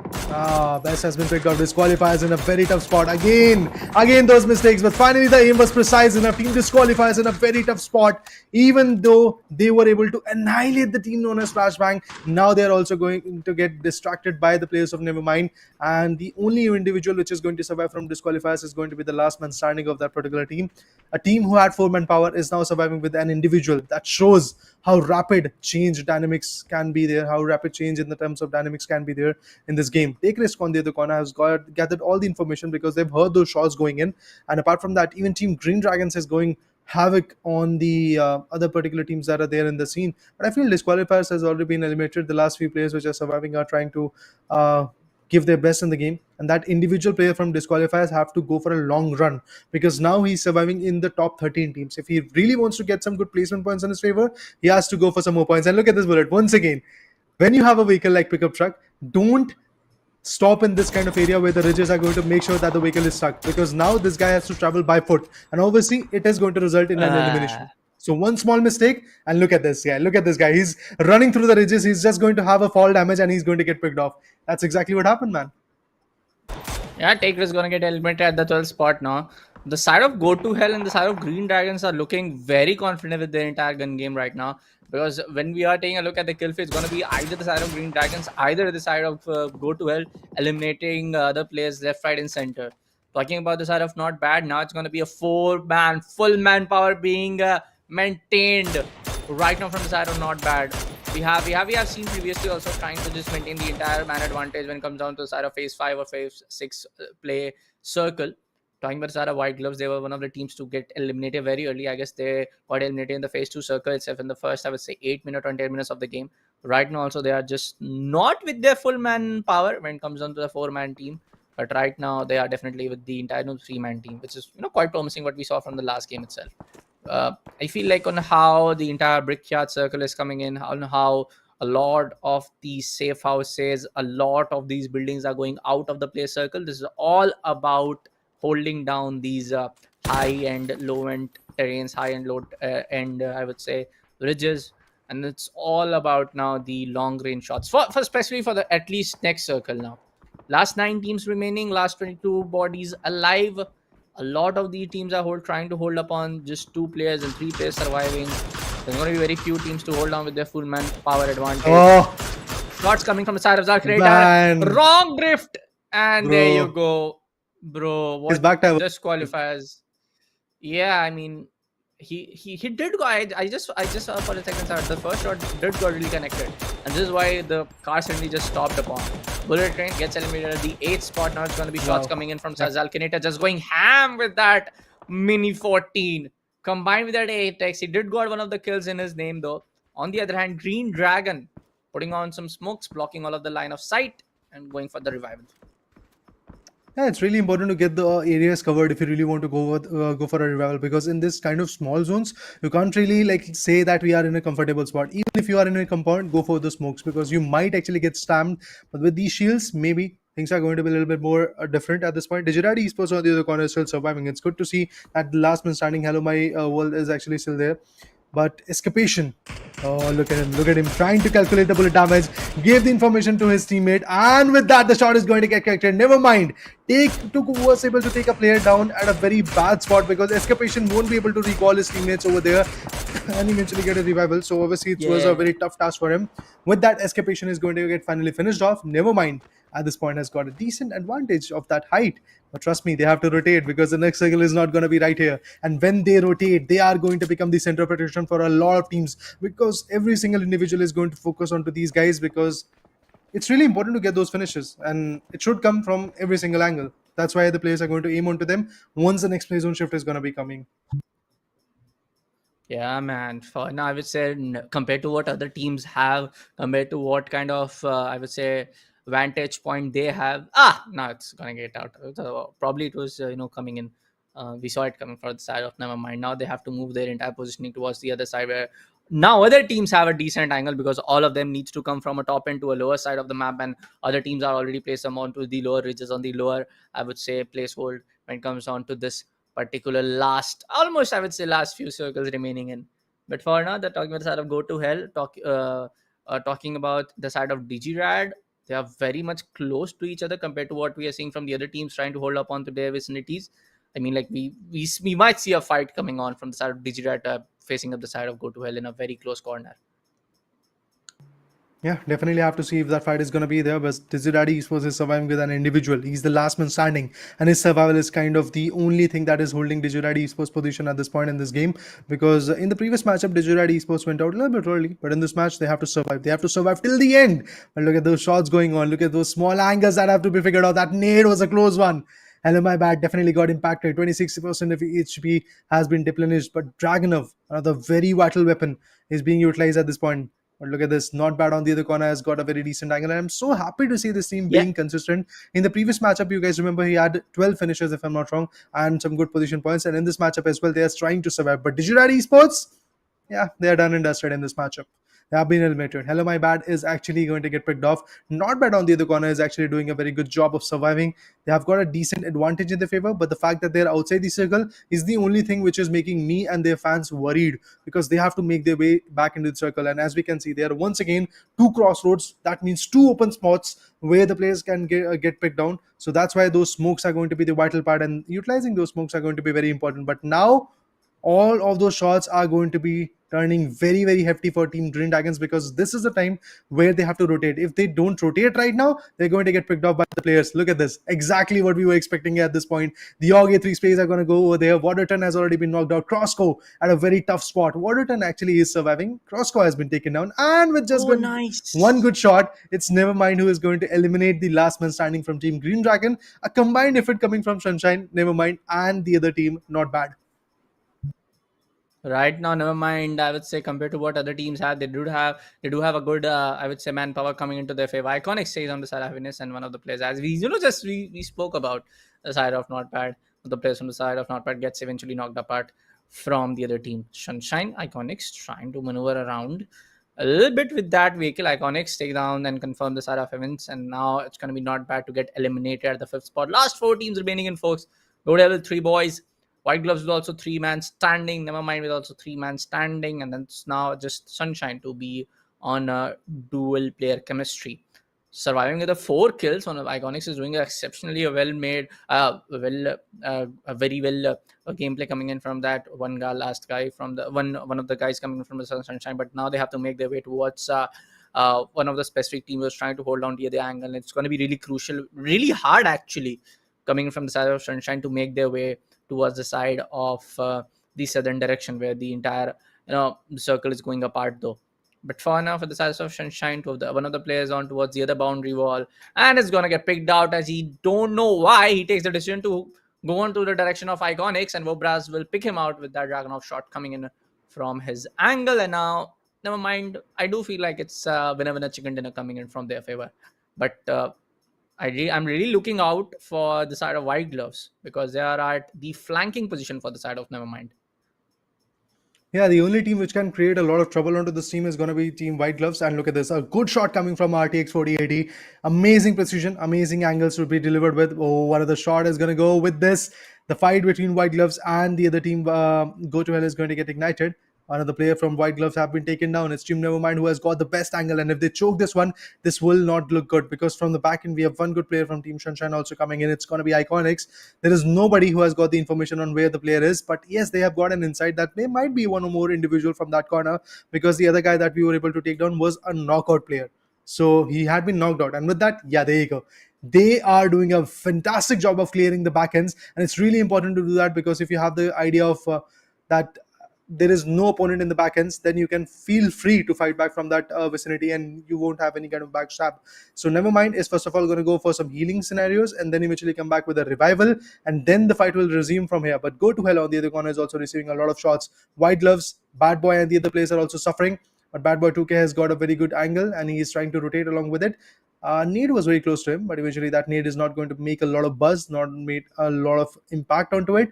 And the next circle will be coming in, but there you go. Frag Fahod has been picked off. Not a very good scenario for the team. He is completely going to get finished off. On the other corner, we have the players from White Gloves who are still fighting. I feel this could be a 3v3. Oh yeah, indeed, it's a 3v3. Oh, a killing damn. spree coming in from the particular team known as Nevermind, and they are looking phenomenal. But is it enough to put down the players of White Gloves? Because indeed, they are prepped up, they are ready, and they've got their players ready and back in the game. And the one who has been knocked out was also back on his feet. Name is Screams, and along with him we do have Bad Boy also coming in. But never mind, this guy with the ghillie suit, trust me, usually ghillie suit is the art of deception, but in this map you can't really go and create that art of deception with this green ghillie suit. Yeah. This can be a very costly decision for him, and I'm looking forward to see if this is going to implicate some kind of damage onto the player or not. Screams on the other corner has got the height advantage, and through that taking some good shots. White Gloves in a very good scenario though. Oh, as I speak, Caster's curse is real. Bad Boy 2K goes down from the side of RTX 4080. Barely surviving on 20% HP. So just popping some more of those labels as soon as possible. And he gets his HP right back on track. Now in a 3v2 scenario, Bad Boy 2K is definitely not going to get any kind of, I would say, help from his teammates because the distance and the entire angles being held off from the side of Nevermind is so on point and he's gonna get confirmed as soon as possible.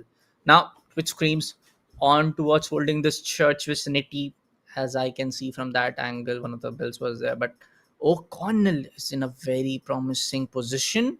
I feel like if there's a committed push coming in from last three guys coming from the side of Nevermind, maybe O'Connell can make a map winning moment for his entire team, maybe. But talking about Sarpinag, his armor is completely bursted out, completely shredded off. A little bit of boost is still right there, but right now, Nevermind is not gonna commit any kind of mistakes unless the entire blue circle is gonna just make them very necessary to just move their entire person towards the very open spaces where the entire angles are being held on from the other two guys from the side of White Glove. So I feel like it's just gonna be a matter of seconds when we saw either of these teams winning the entire map for their own favor, for their own team tally. Let's have a look at what happens next, guys, because the 2 matches will be over after that, and I believe 50% of the job of this particular day number 1 of the semi-finale will be done and dusted. And obviously, the overall standing is going to implicate a lot of stuff after the second match gets over. But Yeah. which team is going to be the team which is going to win? Even Team Nevermind in the previous matchup was very close. Not bad was the one which was able to get a 1v2 onto this particular team. Otherwise, they could have survived till the end and maybe secured some good position points. In this matchup, they're definitely looking forward to have a winner chicken dinner. But the play zone, the ninth one, the final one, the dead zone is going to come, and we all know that what happens in the ninth play zone, that there is not even going to be a single centimeter of a space which is not going to be in the blue circle. So all of the white area, all of the playable area that is there right now is going to go in the blue area, in the blue play zone, and obviously the damage is going to be exponentially Ah. high, and that's why O'Connell had to move. That's why O'Connell had to make his way back into the circle, and it actually costed him. He has been knocked out, and with that, Screams will be the last one who is surviving. His position is also pretty much revealed. Screams has to do a 1v3, but is it possible? Take some shots onto RTX 4080, but there you go. The retaliation was there. One good nade from the opponent, and the player goes kaboom. Never mind on the other corner, with a beautiful job done and dusted. They are able to secure a winner and a chicken, and I feel this was a 13k one. So, approximately Yeah. 23 points in their favor. Amazing job, to be honest. A much required winner chicken dinner, and that too after a consistent match in the previous one. Happy to see this team performing the way they are. Yeah, man, very much needed for the side of Nevermind, because in the previous game as well, they were down with 8 or 9 kills, if I'm not wrong, on the first map of Miramar. Of course, the second map was also, just we Yeah. just saw, folks, that was also the side of Miramar being now won by the side of the team name as Nevermind. But right now, by the looks of it, by their entire gameplay, by the entire, I would say, on how they are taking in those fights, how they are taking up the rotation, very much a promising team which can definitely perform really well in the upcoming maps as well. Yeah, it's definitely going to be really very important to see how the performance goes on from here, because there are going to be a lot of plays, there are going to be a lot of vital retaliations coming in, and now once we do see the overall standing, and obviously the teams which are playing in the game are also trying to calculate where their opponents are Yeah, standing, and once they have got the right idea where teams like Nevermind is yeah, standing, where teams like Not Bad are standing, because these are the two most consistent teams that I've seen in the past game. If you talk about Flashbang, the one which was able to secure a 20 pointer in the first match was nowhere to be seen in the final circles.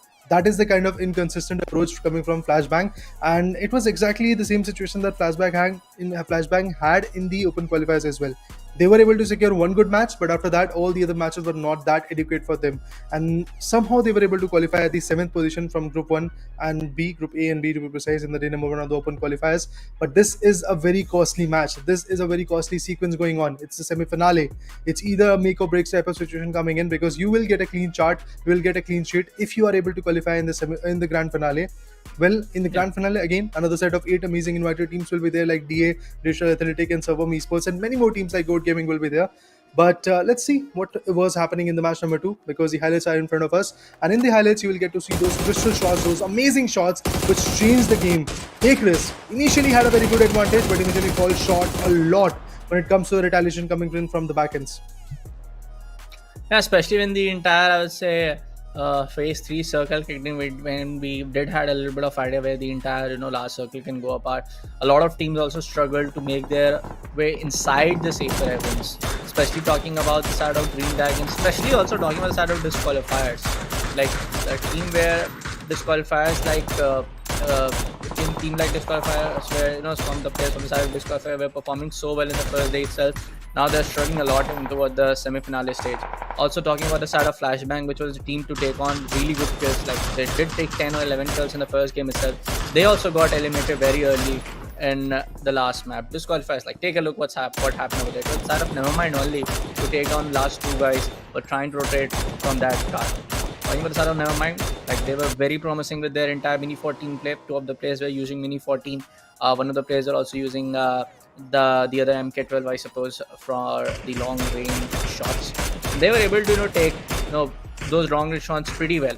Especially talk about the side of Zalkinator and how he's using this particular gun named as Mini 14 attached with a ATEX scope. This is something really beautiful. This is something where you can actually tell by looking at his entire gameplay that he knows on how the gun retaliates. He knows how the entire gun mechanism works in this game, and he's just going ham with it. He's just going left, right, and center, dropping body. So talking about the side of Sunshine now. Sunshine is that one team Also, I want to put in that same group where I put up the side of White Gloves. He knows how to switch gears. This team particular team knows how when to switch in gears, to just go on into the mode of not taking winner chicken dinner and then go for those kill points. But for the last two games, neither they are getting those promising kill points, neither they are getting those promising placement points, because on how some of the rotations are getting counter apart from the other teams, this is something I would say Sunshine Esports needs to figure out on the next few maps. Well, Sunshine Esports definitely have to fall back in the line if they really want to come back in the game, if they really want to have a strong position in terms of the leaderboard. Yes, when we compare to the semi-finale to the open qualifiers, we do have definitely a large amount of matchups, to be honest. 10 more matches as compared to what we have in the open qualifiers. In open qualifiers, every single team had just 6 matches to play around, and right now they have got 16. But then again, the other teams have also got 16. That means if you are Team Sunshine, the other 15 teams have also got 16 other matches to play along with. So the competition is just going to evolve along the way. Every single team has got that idea that initially the first day can be the day where we can take some risk. Second day, a little bit of redemption. Third day, the day of comeback. Fourth day, the day of judgment. This is how the competition is going to go. This is how the teams have to evolve as well. And if the evolution is not there, obviously the elimination could be there from the semi-finale. The disqualification from the list can be there, and only the top 8 teams are going to get qualified. We have, I guess, put a lot of pressure and emphasis on this fact. But yeah, it's a disheartening one, but it's a very crucial fact as well, because we will have to see which is the cream, which is the top 8 teams, and they are obviously going to get graced with the presence of other top 8 invited teams in the grand finale. But for now, we'll take a short break, and after that we'll be back with Tego to witness the action in it.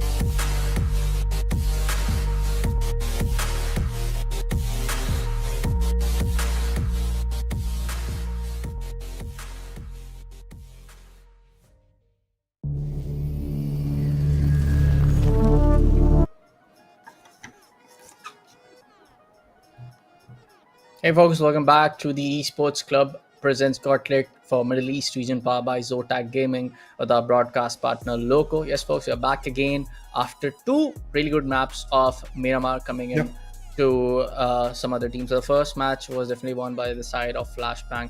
Amazing whenever chicken being taken from their side. They were at 11 kills, I suppose, but last map get on to the side of Nevermind Esports, taking 13 kill point a game into their favor. Combined with those, I would say, placement points, I feel like more than three or two teams are definitely right at the secure top three and top two positions. Definitely, if you talk about the consistency, Not Bad and Nevermind are the best teams that we have got right now in the first two matches. But things might change drastically because, yeah, the next few matches can show a lot of ups and downs. Remember, Tego is coming in, one of the newest map that we have got in the lineups of map coming from PUBG PC. But let's have a look at the schedule so that you have a brighter idea of how the game is going to go from here. Initially, yes, we had the match number one Miramar, then match number two Miramar. Initially, the first map was in the favor of Flashbang, as we were told, and then second map came in the favor of Nevermind. Now, in Tego, a new history has to be written today, and then we will go to the snowy ends of Weekend. So let's see how the game goes on from here. Yeah. Let's see, man, what's going to be the play around for now, because the entire map is going to get changed and the entire, I would say, play styles are going to get really changed from all of the teams coming in for this lobby. Our next map, of course, right on our screens is going to be the entire flight path, which we can see around and just judge where these teams are going to take drops or not. Of course, it's going to be the map of tag. I really want to know from your side. I really want to know from your perspective this 8x8 map can how it can affect the entire scenarios being changed from compared to what we see in on towards the last two map of Wrangle, which teams can actually go for those Miramar. unconventional rotations. Unconventional rotations, which teams can actually go for those really aggressive gunfights. What do you think, what's going to happen in the first few circles? See, first of all, the plane zone, and to be precise, the flight path has started from shipyard back to Hosan prison. So it's absolutely interesting to see that it's a diagonal flight path. We do see the whole island of Army Base, Yongxion, and the areas of Godok.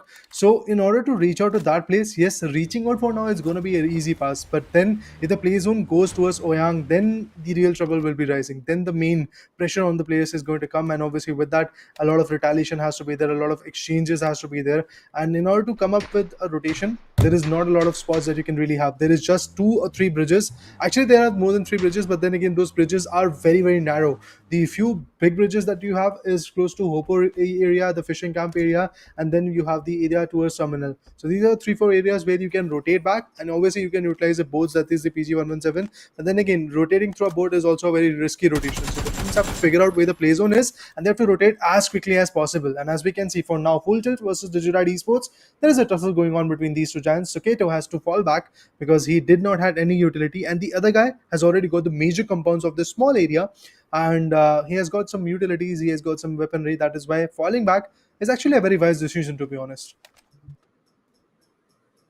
Yeah, let's see. Talking about the entire, POIs, how it gets changed around. Especially, I just feel like the entire, I would say, the river body, which divides the entire map into two, I would say, very different parts. But one's, of course, gonna be the Hermosa Highland, Yongshan POI, and when we talk about our terminal Bangsan, it's towards the southern side. It remains towards the player decision how the entire also like compared to what into the perspective into the respect of what we see as what's going to be the play area coming in after the phase one circle appears, but also it comes down to the on how teams really want to play around these maps, because Toego is one of the maps where you have told us previously that it's like a combined vibes of Wrangle combined with a little bit of Miramar, but I feel like the entire Miramar, my vibes are definitely towards the nether island of the army base, where there are a lot of ridges placed onto the lower ends and very much on towards the vertical high ends also. But I really want to know from your side, what's going to be the calls from these teams towards like when the entire circle is going to get shifted towards the southern edges of the map.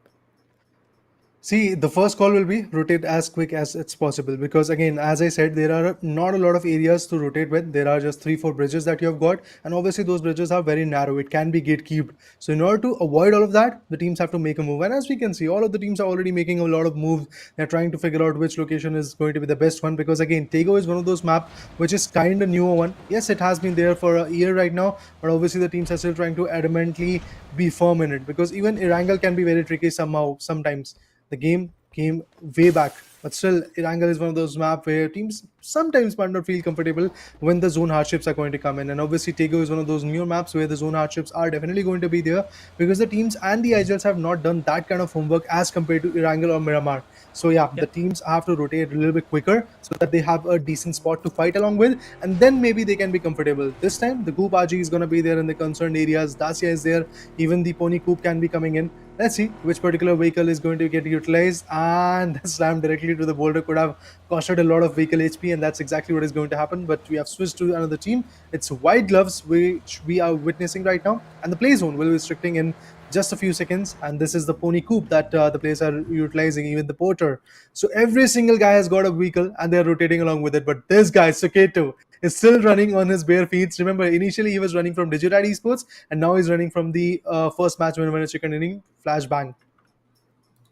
Yeah, man. Let's see on how the entire decisions are being, taken from the both sides. But talking about the side of Flashbang, like especially when we talk about the side of Flashbang, man, their entire first game was really, really exceptionally good compared to what we saw from other teams. I would say not exceptionally good; it was very extraordinary. What we kind of like expect from all of these teams.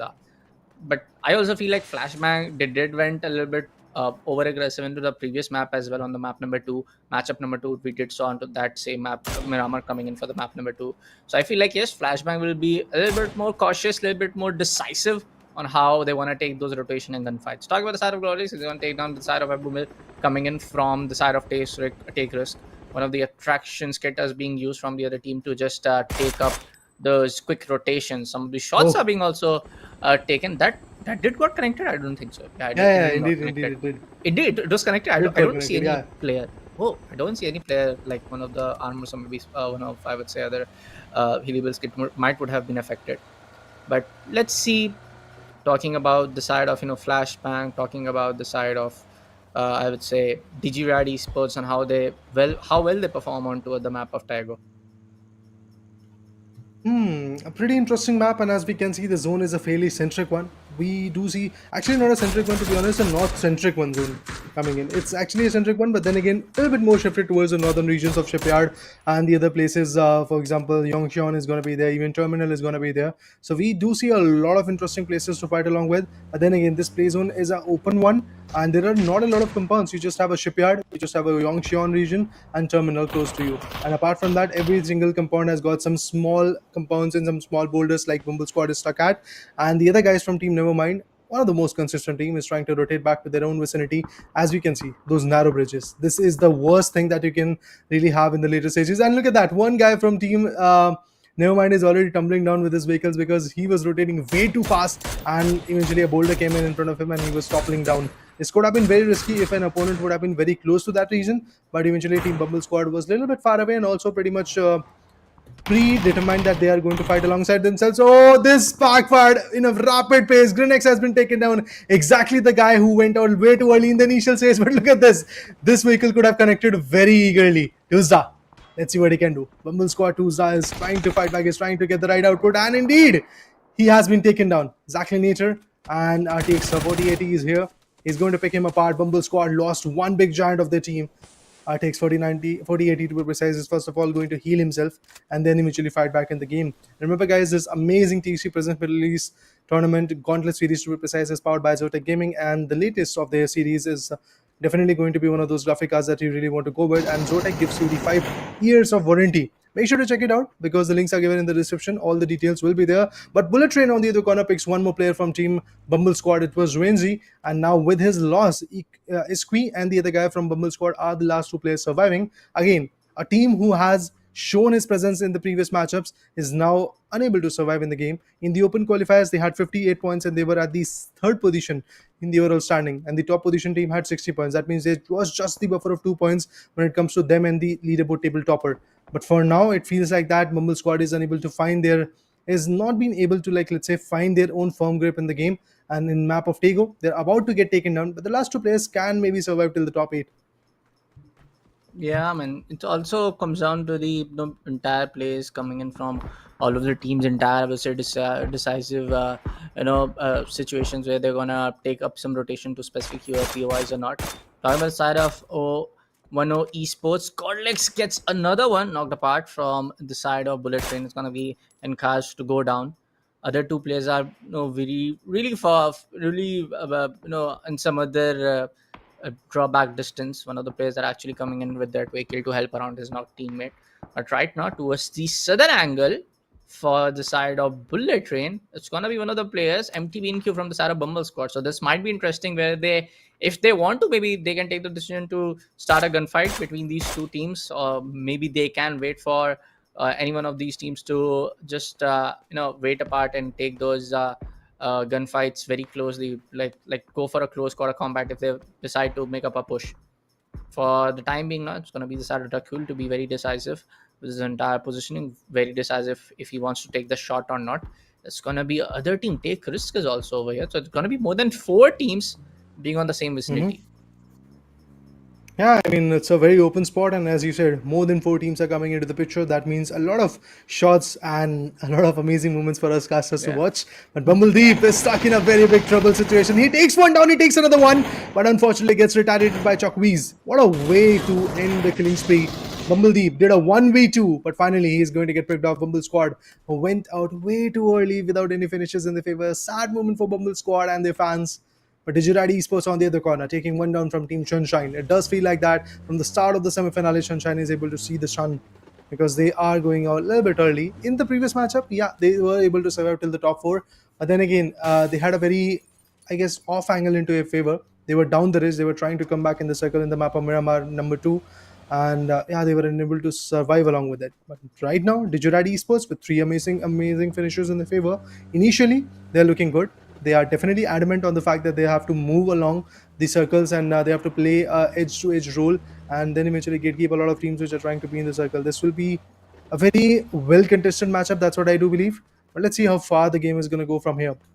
Hello, my bad on the other corner has got his vehicle. He's rotating with it and he's coming back to pick his teammate.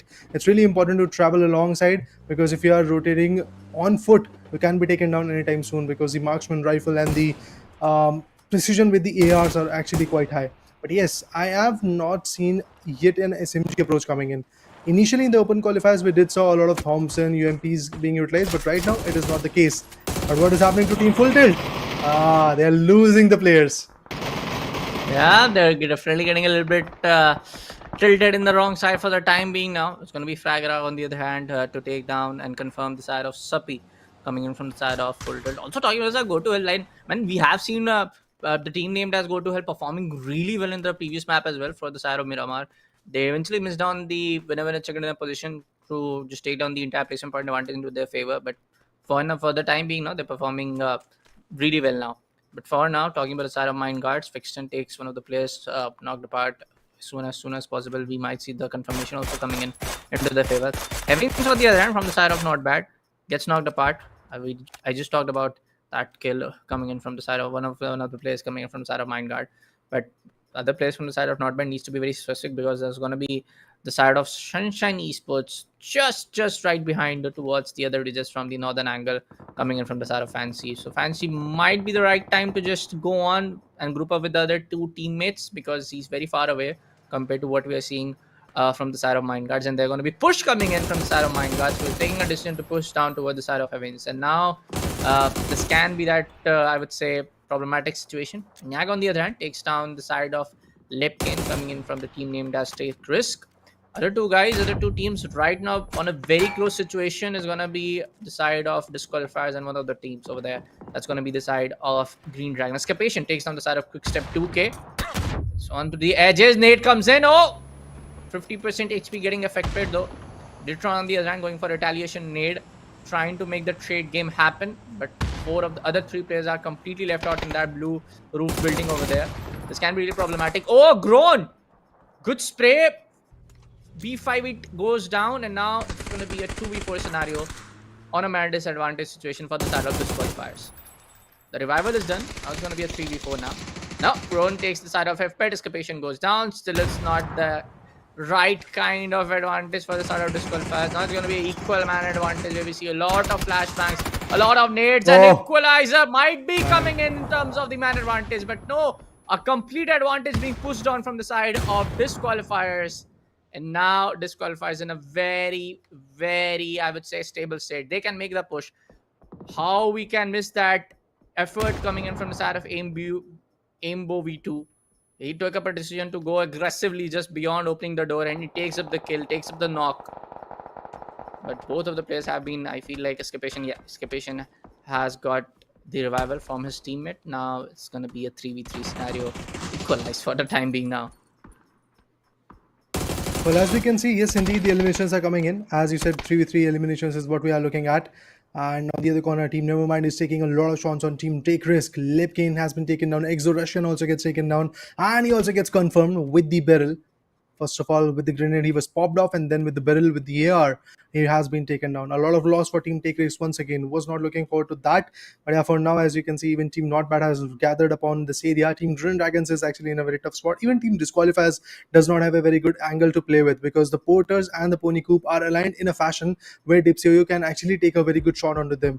And I'm looking forward to see if that is going to happen. But the nades are being cooked up. Oh, this nade can be very fatal. Let's see if that connection is going to be there. Indeed, the nade connection was there. 40% HP is where the other guy from Disqualifiers is surviving at. But there you go. Uno comes up with a reverse card.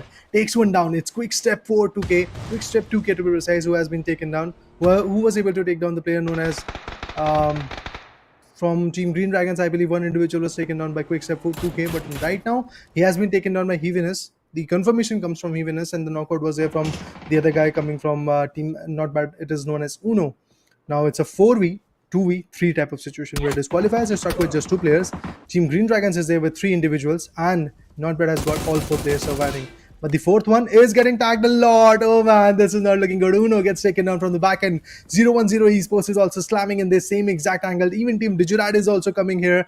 We have a lot of conversions. We have a lot of areas. We have a lot of teams. We are already moving into this vicinity. This will be very interesting to watch. This circle looks absolutely amazing. Look at Digital Esports. They know that there is a lot of fight going in, but first of all, they want to have a height advantage in this fight, and then they will fight back, because then they will have all the information of where the opponents are. Right now, Green Dragon struggling to survive upon. Green Dragon taking a lot of, I would say, decision to just pop those nades, trying to get all of those kills into their favor right now. Not Bad Heavings and Dipsyoyo trying to take down Sarah Ground. This can be elimination point coming in for Sarah Ground as he goes down from Sarah Heavings. Ground on the other hand takes down the Sarah Barbarossa. Now, it can be that one problem for the side of Green Dragon. They are trying to just... survive upon. One of the players is still alive inside this particular house where we see Dipsyoyo trying to make a maneuver around. He gets left, self-flash banged himself, but oh, there you go. Not Bad gets eliminated at the 15th spot. Disqualified, still surviving. Aim, move V2, another hero play coming in from his side. Because there are a lot of teams now into the same vicinity, a lot of players right now into his own corners. This can be really fatal for him. Popping some energy drink. Talking about Sarah Gujarat Esports, as we were talking about. Yes, this team's this kind of team wants to just be on an elevation game. This team needs to be on a confidence boost. That if you have a really good angle, if you have a really good, I would say, POI to play upon, you can just take those skills into your favor. Twitch Screams, one of the last guys surviving from White Gloves, goes down, and the team is going to get eliminated at the 14th spot, as I say. And this is something really looking bad for the Sarah White Gloves, a team which is very confident in their own gameplay, team which is very well performing in the previous open qualifiers days for this particular tournament, is getting eliminated very quickly, I would say very early compared to what we're seeing from other well-experienced team as well. Sarah Mind Guts is going to be Vexen to take some shots with that mini 14, gets the damage done though. Flashbang Pennywise has been knocked apart. What's the bridge opening over there, and he's kind of very far away from his teammates. One of the teammates are actually using a vehicle. Sarmaz is actually using a vehicle to just go as soon as possible in the meantime, where the player does not get bleeded out because he's in a knockdown state. For now, it's going to be Sub-Zero also. Okay. Sub-Zero, where did he knock apart? Oh, Snake takes the shot. So now it's going to be the side of Stardust to take the gunfight towards the side of Flashbang. And this can be game-changing for the side of Flashbang. This can be that one map losing factor, because all of the players are trying to be in the open. All of the players are trying to rotate from these players, being very much open, angles exposed towards the favor of Stardust, and they can actually be on a very, I would say, that vantage point where they can take shots and eliminate the side of Flashbang. I mean, to be honest, that was a very good approach for me personally, because Sarmad was able to Okay. carry his teammate back to his Dacia and then eventually was able to carry him back to the circle. It shows your priority. It shows that you are trying to go with the manpower. Obviously, the play cycle is also coming in, but the fact that you have a vehicle with you and you are bringing in your teammate back in the game, it looks good and it feels that the teamwork is actually working out. But let's see if they can really carry it forward. Look at that. One good guy from Flashbang is left behind. He has got his weaponry, he's got his angles to play with. Even Team Nevermind at the same point is also suffering a lot. And there you go, the last man standing gets taken down, gets contested. With that, the complete elimination for that team is going to be there. But oh, the shots are precise. Sarma, the one who carried his teammate back in the circle, is now getting picked off. Even the other guy is also going to get finished off. See, he was very quick while rotating for the circle, but he was way too slow while rotating back into the circle. So it actually costed him a lot. He decided to take some shots. Should have not waited for that. Should have directly jumped back to the circle, but jumped back into the vehicle and then decided to drive away into the circle. But he decided to stay back. He decided to fight back. Exactly like that happened to Team Take Risk, and he's also going to get picked off. Even Team Green Dragon is going to get eliminated. A lot of teams survived indeed, but right now a lot of teams are getting picked off. The last one from Team Flashbang is going to be Sare, and he's the only guy which is surviving right now. But look at him hiding in the shrubs, hiding in the bushes, has no idea. I mean, he has the idea where the opponent is, but the opponent has no idea where their opponent known as Sare is going to be there. He's gathering all the info and he's just waiting right here. Thanks to the production team, we are able to get a clear idea of how the game is going to unfold over here. But Cobb's back. If he's going to get the information, he can bombard that area with the grenades and the other grenades like a BZ grenade, because the blue zone grenade is actually very, very amazing. For a brief time period, it creates a blue zone like effect for in front of you, and all the players who are stuck in that BZ grenade impact area are obviously going to get damaged bit by bit, exactly like what the play zone is capable of. So it's also a very good approach of BZ grenades that we did saw initially. But for now, look at this guy, Sarai. Every information that he has got, he is now acting upon it. He knows that the opponent has already fall back into the circle, and this is the time where he can also make a move. But he is actually going to just make sure that he's going to be in a peaking formation, because then the audio cues are not going to get released. And if you go directly running into the circle, the guys are going to get the information, and then they are going to put the player down. So for now, Flashbang has to be very precise. But Digirad Esports, one nade, a whole team is about to get crumbled down. Amazing play coming in, but Digirad Esports, they're also not going to get left untamed. 0-1-0 Esports from the back end also takes a good shot onto the player known as Hello My Bad.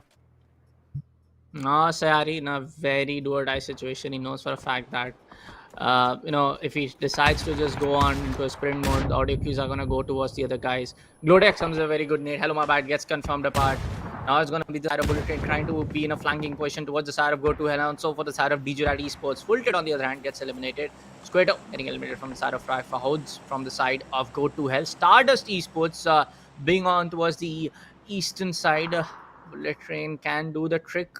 Bullet Train might be able to do the gun game, but now it's going to be the side of Sarda and Kozak to come from behind. Jokic goes down. Kozak takes another one. A double kill bagger coming in. It's going to be Knife on 8, who might get connected though. Nail Pop does the trick over there. Not Knipo, it's going to be the side of Nail Pop. Cosback goes down. Bullet Trains get eliminated at the 8th spot for the map of Tago. Digirad Esports looking very much confident with the entire gun game, looking very much confident on how these guys are surviving with just 3 players remaining in from their team. Flashbang, one of the teams who are performing so well from the first map itself, gets eliminated now at the 7th spot. Tekatron takes the kill. That frag nade, 3 of the players from the side. Digirad Esports trying to hold towards the upper ridge of the part in this final vicinity, where we see a kind of like a fountain being made towards the side of Digirad, which are trying to hold up the open space from the entire garden area.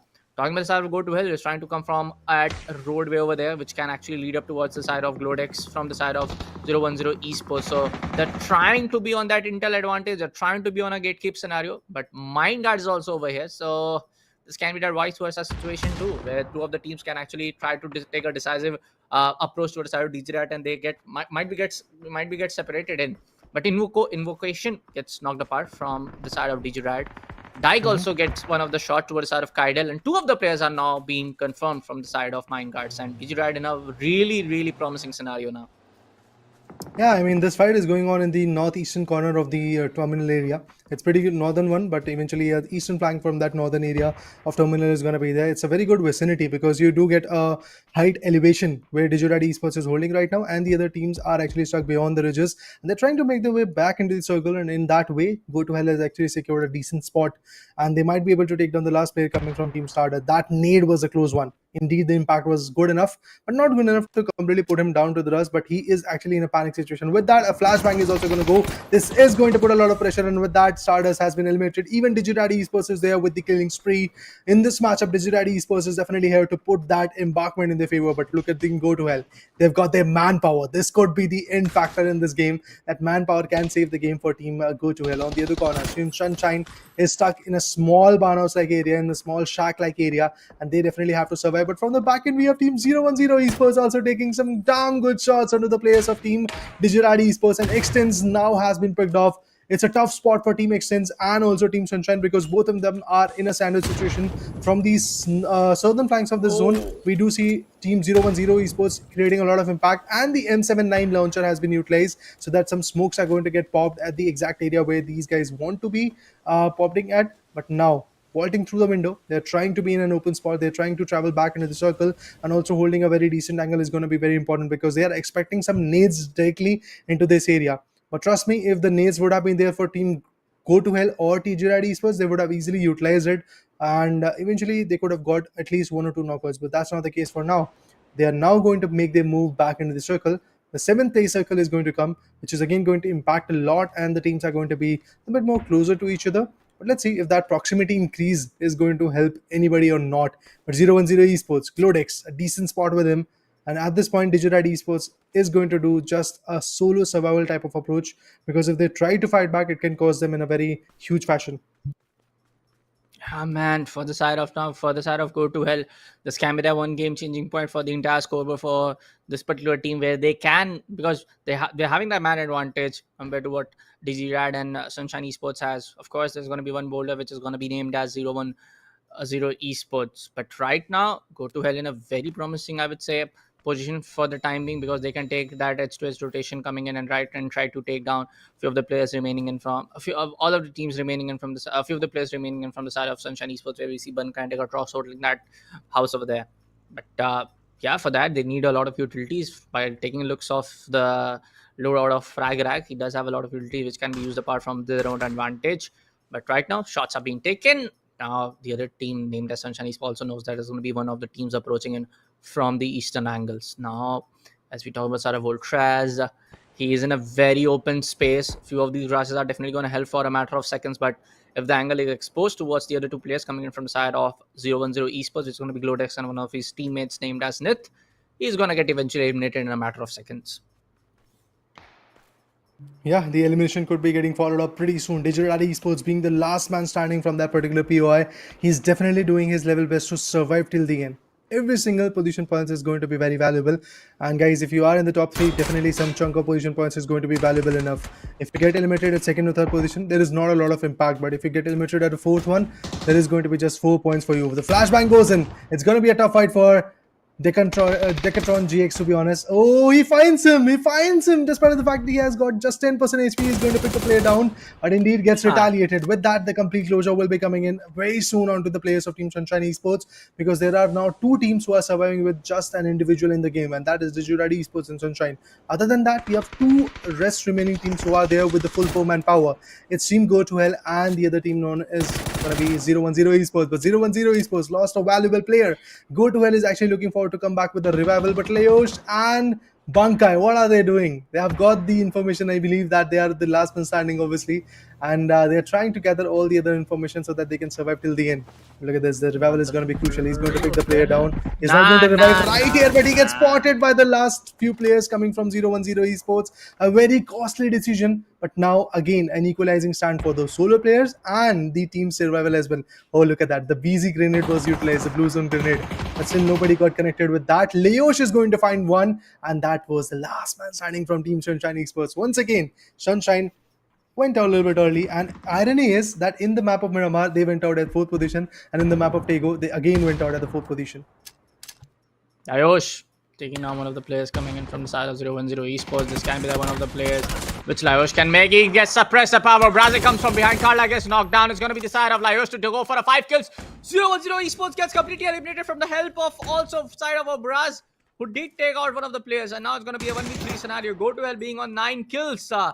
3 kills coming in for the side of Braz. Frag Faro is also trying to make a maneuver towards the last player remaining from the Digirad. Digirad definitely had the advantage of the entire kill points and second positional placement point for now, because by the looks of my advantage, by the looks of the entire play, Fragfroze might get eliminated though, but Digirad Esports gets eliminated because it was an entirely situation where Digirad Esports were on a very big man disadvantage, and it's going to be the side of Go to Hell for that winner chicken dinner coming in for their own favor onto the side of map of Tago. But also, like, talking about the entire, I would say, placement point, talking about also the entire gameplay coming from the side of Go to Hell, they were looking very promising from the second map itself. First map, I would say, they didn't perform quite well by the looks of the rotation, by the looks of when we were spectating them, they were not able to win those gunfights. But from the second map itself, the side of Go to Hell was looking very much confident that they are here to win, they are here to make the grand final slot secured for this entire event, for this entire, I would say, the Esports Club Gauntlet series for the Middle East region, powered by Zotac Gaming, with our broadcast partner being Loco. Go to Hell was very much promising on the second map as well. They were, I guess, they were at least 6-7 kill points when we saw on towards the second map of Manabar, and being placed at a 7-8 kills. I feel like they are very much promising with their entire gunfight. But finally, they have secured a winner chicken dinner as well, and they've also secured, I would say, very good kill points in their own favor as well. See, taking a chicken dinner was a good one, but eventually in the past few matchups, Go to Hell is slowly but slowly trying to get some good points in their favor, and they are now looking good. And obviously, if they are maintaining that particular persistency and consistency in their favor in the last matchup as well today, at the end of the leaderboard, I believe they will be looking good when it comes to day number 1. But tomorrow, again, a new chapter will arise. Yes, obviously, the points table is going to get followed up from today to tomorrow, but then again, the teams will have a little bit more of an idea, and the homework will be done from those teams who are unable to be very good. I'm talking about some teams like Bullet Train. They are not that adequately well built when it comes to today. And apart from that, you talk about Team Mind Guards, even Team Stardust is also unable to perform. So a lot of teams have actually shown their stance, but a lot of teams have got the downfall. In the highlights, you will get to see some initial finishes.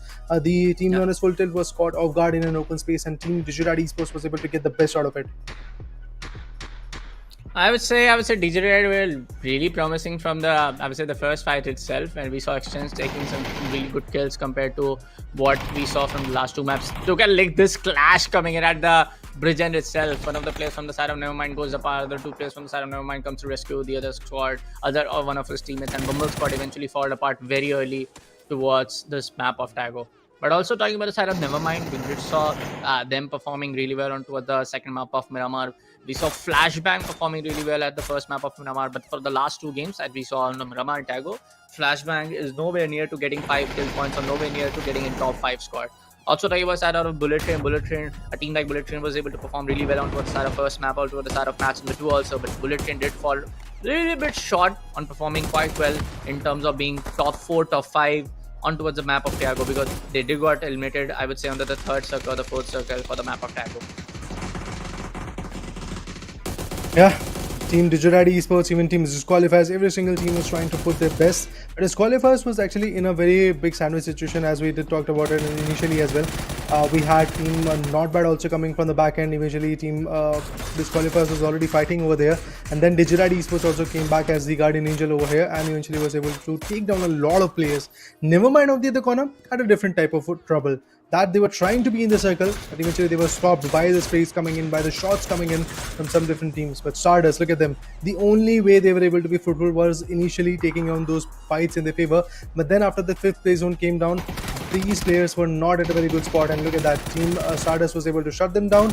Even Cobsback was the last individual who was able to do the heavy lifting of surviving till the end and eventually taking down some players from their perspective as well. But Digirad Esports, the solo man standing, definitely made his way back in the game, was able to take down the last man standing from Team Sunshine Esports, if I'm not wrong, and then eventually it was a battle between Digirad Esports individual player and the team Go to Hell. Obviously, due to the fact that Go to Hell had the superior manpower and they had the height advantage in their favor, they had the right angles in their favor, and they knew where the opponent is. So that element of surprise and the surprising factor coming in from Digirad Esports was not able to be met, and with that, Digirad Esports just lost their way too impressive matchup, to be honest. But then again, a comeback coming from Digital Esports is one of those signs where we feel right now that one of those teams who have got the experience are going to bounce back in the game.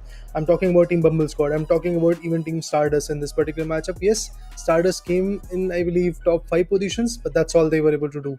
A number of finishes were also decent, but I have to see if that consistency and if that evolution in those experienced teams is going to be there or not. Because now we are looking forward to see what happens in the last match of the day. But for that, we're going to take a short break, and after that, we'll be back with the snowy caps of Fikindi.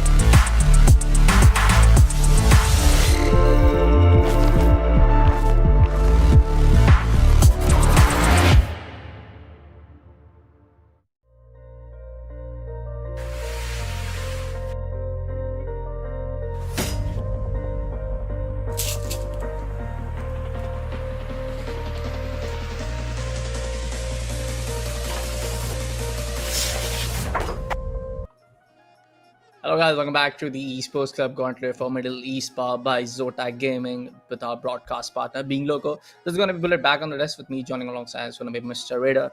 Raider, we are done for the 3 maps for today. One of the last map is going to be the side of the Frosty, the very cool one, the side of Weekend. What are your going to be thoughts? I mean, the layover is cool, but trust me, the teams are going to be heated up. They are going to be pumped up to showcase their talent, and we have already seen the aggression coming in from a lot of teams, like namely Go to Hell, because they were able to come back in this particular matchup, which is the good thing for them. But to be honest, it really matters what kind of impact is going to be there in the leaderboard, because at the end, that is a report card after 16 matches that we will get to see on average which particular team will be the best one and how their performance actually mattered. But yes, we have got the match standing, 20 good points in the favor.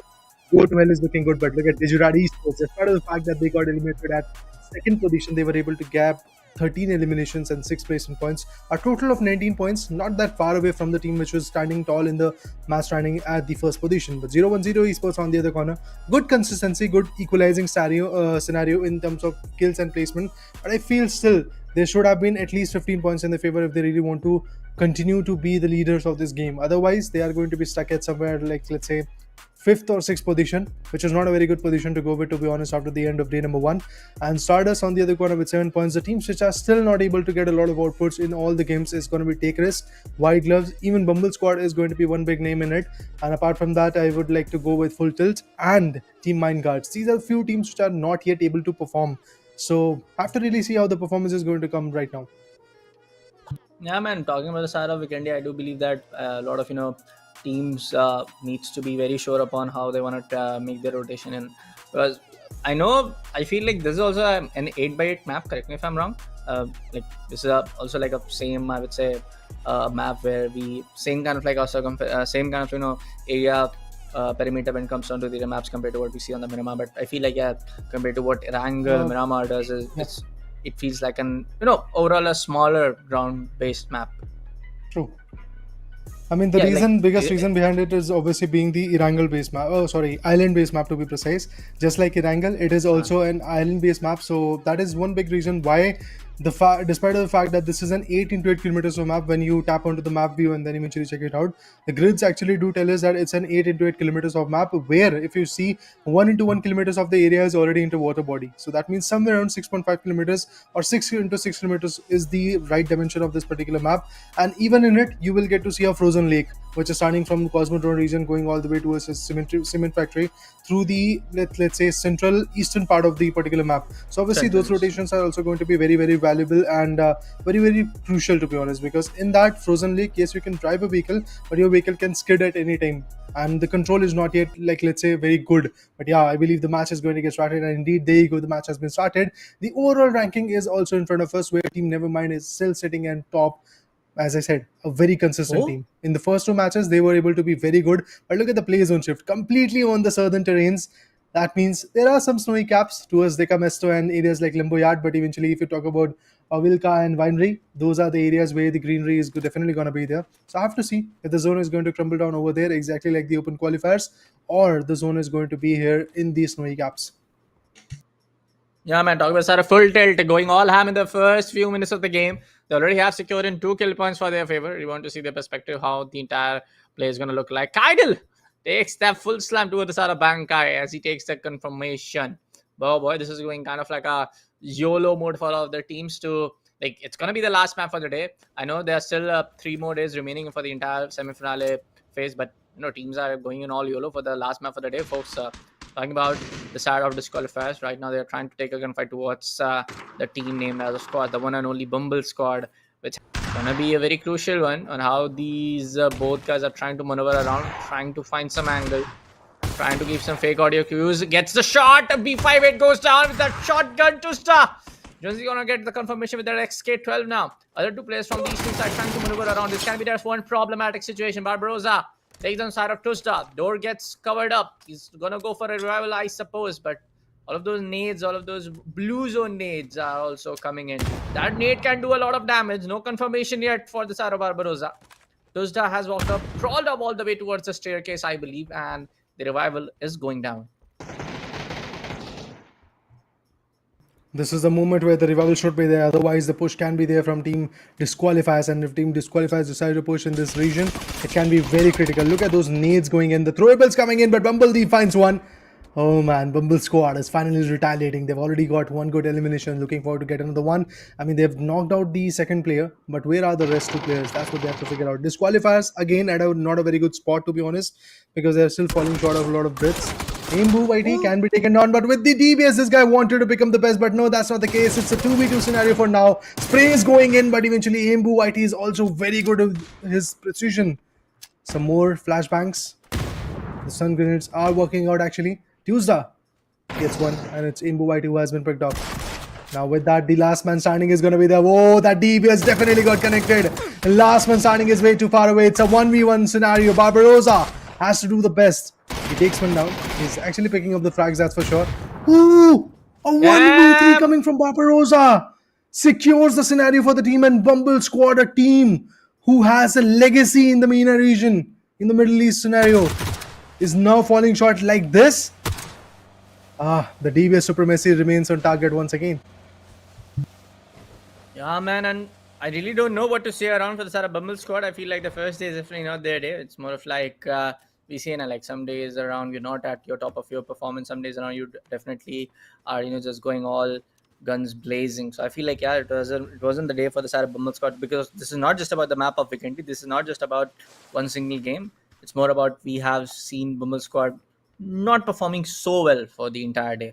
Taking a look at the entire circle shift, yes, folks, there's going to be very, very sudden shift towards the left-hand side for the region of coming in for the map of Vikendi, where we see Lumberyard, Dekamosta, Winery, Pavilka, Pavile being on towards the play zone area. But I do feel like there are going to be still a lot of teams trying to maneuver around. There are going to be more than 5-6 teams trying to keep the entire teams trying to come on towards the safer heavens. For now, we did saw one of the teams also towards the side of Dino Park. We also saw one of the teams being on side of Dobo Mesto region. So I feel like yes, a lot of teams can still try to just go for those looting scenario, try to go for those best looting for themselves, because I do feel that there were a lot of teams in towards the first two maps for the Miramar, which they were not able to manage out their inventory really well compared to what we saw with some of the teams, giving a lot of time for their all to the looting phase, trying to go for the best guns, what they want to use, what they want to. But for now, we see 010 Esports Clodex being that key assaulter guy, trying to maneuver on some shots. One of the players trying to now rotate with a vehicle. Yeah, the rotations are going to be very, very valuable. And with the Xenia in the scene, I would love to see how the play is going to be. And as we can see at this point, every single individual has got their own weaponry and their vehicles so that they can rotate back to a very good location in the circle. It's really important to have that kind of intensity in the game and have that kind of right idea of where you have to have a stronghold. With Zima, Yeah. which is the only kind of, like, let's say, which is the type of vehicle which only spawns in this particular map. Zima and Vikendi exclusive map vehicle is going to be there, and with that usage of Zima, players are trying to rotate. It's a very, like, let's say, decent vehicle, but then again, those maneuverability is way too high, and you can skid with that vehicle and you can get taken down with that vehicle because the intake of damage is not that high when we compare that to a Dacia or other vehicles like Mirado or other vehicles like Buggy and stuff. And even Pony Coupe is also going to be a very interesting vehicle, which usually spawns in the regions of Jago. But yeah, let's have a look at what happens next, because in the gas station we do have a team holding it up, and the name is going to be Team Sunshine, I believe. Yeah, that's the name. Sunshine Esports is over there. Mind Guards on the other corner is also taking some good shots onto the players of Team Green Dragon. But look at this, popping out the vehicles. A classic strategy from the inception of this game, where if you can't shut down the player, shut down his vehicle so that he is going to rotate on foot, and then he'll be an easy cakewalk for you, an easy target for you. A pretty good strategy to play with. But look at this, Green Dragon slammed in with the MG3 machine gun. The players are getting picked off. The MG3 definitely worked out way too well. MG3 light machine gun is what players are utilizing. Even on the other corner, Escapation pushing forward to get one more. Iconics. Oh, he gets taken down with the P90, a drop exclusive weaponry coming in way too early into the game. And here's the players that bring in the A game from the corner. But let's see what the other guy is going to do. Oh, actually, Deccan Trucks is going to fall back. And he's going to completely get away from this compound so that he can survive for the team, get some good placement points in the end. Yeah, talking about the side of Green Dragon now, they are trying to be on a very, I would say, cautious scenario. Entering a building, peeking every possible angle. It's going to be there. Iconics on the other hand, yeah, as we saw, Escapation is going to go ahead and take the confirmation as well. But right now, I just feel like Sunshine Esports also not one of the teams again.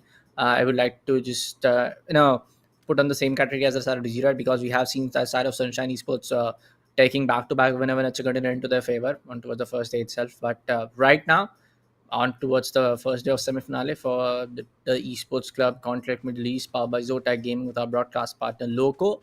I feel like Shanshan Esports just having another bad day in the entire tournament.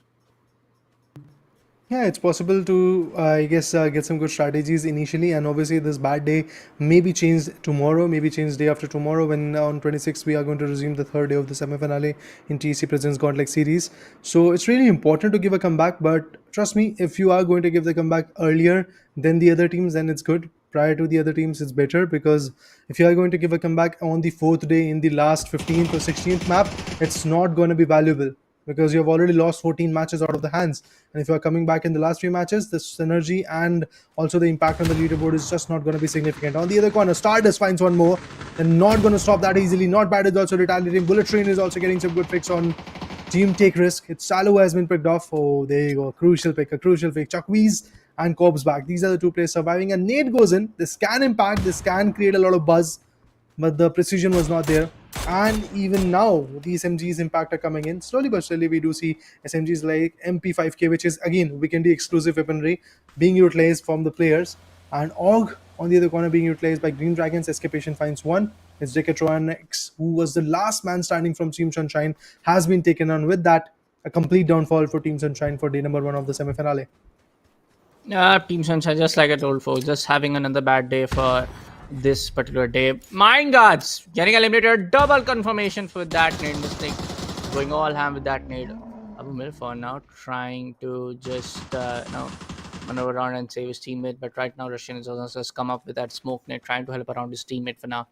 Talking about Digital Esports, we did saw Digital Esports in some of the maps for the map number 2 and map number 3 performing really well in terms of getting those kill points, trying to get those placement points in the number 3, number 4 spot as well, especially on how Hello My Bad and Layosh, when they survive with the last two man for themselves, they just try to survive in the last three teams remaining for the entire game. So I feel like yes, these Riot Esports is giving down their best, giving down their 100% in the semi-finale phase, but I feel like it's still not going to be efficient, still not going to be sufficient, because there are other teams who are taking those back-to-back winner chicken. We did saw Flashbang taking the first map. We did saw Nevermind taking the second map. Tago onto the map of Tago, it was decided to go to hell with 13 kill point a game. Not bad, not try bad. Right now we see Fancy going for a revival toward the side of Bruno. Two of the players on the other hand have been been knocked apart from the same team. That's going to be the side of Take Risk. Russian Ankle has been already knocked apart. It's going to be one of the players coming in from the side of Take Risk, where we see a push coming in from the side of Evans. Uno takes down and confirms the side of Abu Mil for the time being now. Evans is trying to maneuver around, trying to get a good spot. Talejo gets in, and Evans and Fancy both together annihilates the squad of Take Risk, and they get eventually eliminated at the 13th spot. Not try bad. Still giving down their best performance, despite the fact they're not getting those women chicken dinner. This might be the map where we do see them succeeding and winning this entire race of Weekend D. It was funny to see that eventually the players who has no idea where the opponents are, they're shooting down beer, the polar bear that you get in this particular Yeah. exclusive map of Weekendy. So it's kind of a fun targeting way and eventually practicing their targets. It's good to see that kind of approach coming in, because it it gives an idea that the players are still not under pressure. They are enjoying the game. They are feeling the pressure, but at the same point, they are living the game. They are feeling the game, and they are enjoying it. They're trying to bring in the A game, which is actually quite effective. And the flare drop is here. With that, I would love to see which kind of weaponry they are going to get it from here. Flare drop, a very interesting thing to have in this game, because it can change the dynamics if you get the right weaponry. Obviously, things will change drastically. Obviously, the level 3 helmet and level 3 helmet is also something which is definitely going to be there. Level 3 vest and level 3 helmet along with a medkit will be there. Usually a medkit comes in, but not that often, to be honest. And a painkiller or maybe an adrenaline shot which can give you the 100% boost is also going to be there. A good weaponry will be there, and maybe a ghillie suit could be coming in the flare drop. But if that play drop comes in, it will be a lucky one, to be honest. Even the red drops are also going to be very, very crucial for the players to loot in, but those red drops are going to be guarded. And eventually, if you talk about flare drop, if somebody has shot a flare in the sky, you know that there is going to be a team in that vicinity and the opponent. And if you are one of those teams who is trying to, like, let's say, gather some good finishes, this is the right time to strike on those teams who have gathered the flare drop and who are shooting the flares in the sky, because you know that there is a certain team that in that vicinity which can be taken down. So if you decide to go for that slam, if you commit for it, Yeah. maybe the output is going to be fruitful for you, but eventually it can backfire as well, because remember, third party is a big part of this map. Yeah, my third party is like a big part of this entire game, I feel like. But compared to what we saw into the previous days of the entire tournament, compared to what we see in the Sarah semi-final, there are a lot of teams going for those third parties. Not a lot compared to what we saw in the first few days of the entire tournament. I do feel like we are seeing a lot of one-on-one team taking fights. I would say we are seeing a lot of Mhm. drop clashes between two squads. But as we spectate down to the Sarah flashbang, it's going to be Sub-Zero to take some diagonal shots towards one of the players coming in from Sarah full tilt. On the other hand, it's going to be Dracul from 010 Esports, take down one of the guys from the side of Go to Hell. Obraze goes down and gets confirmed too. But right now, it's going to be the side of Sub-Zero not stopping anytime soon, using the boundary wall as cover and taking all of the shots towards the same angle. Yeah, they're building their own angles to play with 12 teams, 39 players. That's what we have. 14 good minutes. I mean, to be precise, 15 good minutes have already passed. The players are trying to figure out which precise angle should be in their favor. And obviously, the angles are looking good. The players are trying to retaliate. They're establishing their own connections. And at this point, it's really Yeah. very important to be the best. And if you are able to do that, obviously, a long game can be in your favor. And I'm looking forward to see if that long game is going to come or not. Because currently, the vicinity that we are witnessing is going to be a close vicinity towards the areas of Pavelka. And teams might be rotating through Winery, teams might be rotating through Naznova, or eventually the Deka Mosto. One of the biggest compound that we have in this particular circle can be there as the angles from which teams might rotate. But it's a complete southwestern flank that is there in the circle. And towards Pavilka, we will get to see a lot of teams holding that compound. And also in some smaller compounds, there are teams like Green Dragons. Pretty close to Pavilka region, we do see Team Green Dragons holding up a good vicinity, and they're trying to retaliate from that vicinity. And as we can see, the eliminations could be coming in pretty soon. I'm definitely confident that these eliminations can be very tricky. These fights can be very tricky. Although Green Dragons is holding the Lumberyard southern region right now, but there are a few more teams who are exploring some more expected angles. And as the zone is going to go southern areas, to be precise, the fights will be increasing a lot. But look at full bang. Flashbang to be precise. They are actually gathering those players who are already knocked out. Good synergy, good impact, because if you are able to get those finishes despite of the fact that you're not being in a visible corner, it's a good scenario. You're not exposing yourself, and you're also getting the utilities, also getting the right output from the opponent from the lobby. So it's good to see that kind of approach coming in from teams like Flashbang, because they really want to be the consistent one. Initially, yes, they had the first chicken dinner, but after that, what happened? A complete downfall. Their graph is going down and down and down. So this is the match where the graph should actually go upwards. Yeah, man. Also, like talking about the Sarah White Gloves, as you said, this is one of the another team which needs to the up graph for in terms of kill points, in terms of well performing on the entire game. Because right now, we did saw them performing quite well onto the third and the second game. For the first map on towards the first map of Miramar only, we did saw them getting eliminated very early. However, Sarah DJ at Esports, Knots take the shot to Sarah Dai, goes down, extends, comes up with a nade over there. One of the players, and that's definitely going to be the same guy. That's going to take the one of the kills spent. And Piniag gets the confirmation. Oh, a lovely nade. Both players are being knocked apart. Throws up a smoke net to possibly block down all of the line of sight coming from the other direction. But right now, it's going to be the side of Stardust to come in for a third party, and this can be really bad for both teams now, because Stardust, they do have the all of the audio cues. Extends gets confirmed from Sarah Pinyang, and that entire game for the side of Digirad is still looking very shaky. For the side of Express, it gets two of them. Takula, one of the players, gets knocked apart. On the other hand, gets the third of them too. I feel like 010 Esports is down and eliminated from the hands of White Gloves. And that is what we want from a team like White Gloves. Expert going all guns blazing, left, right, and center. 010 Esports getting eliminated at the 10th spot. This fight is happening way too close to the lumberyard region, and it looks like a lot of compounded area fights are already out of equation because it's a very open zone, to be honest. If you see the eastern part of the lumberyard region, the southern eastern part to be precise, you will get to see a lot of open compounds. You will get to see a lot of open rotations to come up with. But these huge boulders, ridges, and the tree covers can be beneficial for a small span of time. But then again, if the player has got the information, I mean to be precise, if the opponent has got the information where you are, he can hunt you down. Digitad Esports, oh man, the demise of Nevermind is here. The team which was sitting on the top of the leaderboard is already done and dusted. That gives an open chance to teams like Team Digitad Esports, who can bounce back in the leaderboard, and that's exactly what they were waiting for. If they secure another set of winnable chicken dinner or a 14-15k, and then eventually somewhere around second to third position, they might actually bounce back in Yeah. the leaderboard and dethrone teams like Nevermind, or even, like, let's say, if not dethrone, come close to them, equalize the standpoint, or maybe completely shut down the gap that was there between these two giants. Green Dragons coming from the southern part of Lumberyard region, and apart from that, Digitad Esports is the one which is pretty close to that vicinity. We have Flashbang also surviving, and apart from that, we have one more team pretty close to that region, and it's known as White Gloves. So we have a lot of teams surviving, to be honest. To be precise, 6 good teams. Some teams are outside the circle, which are now being gatekept by the place of Green Dragons.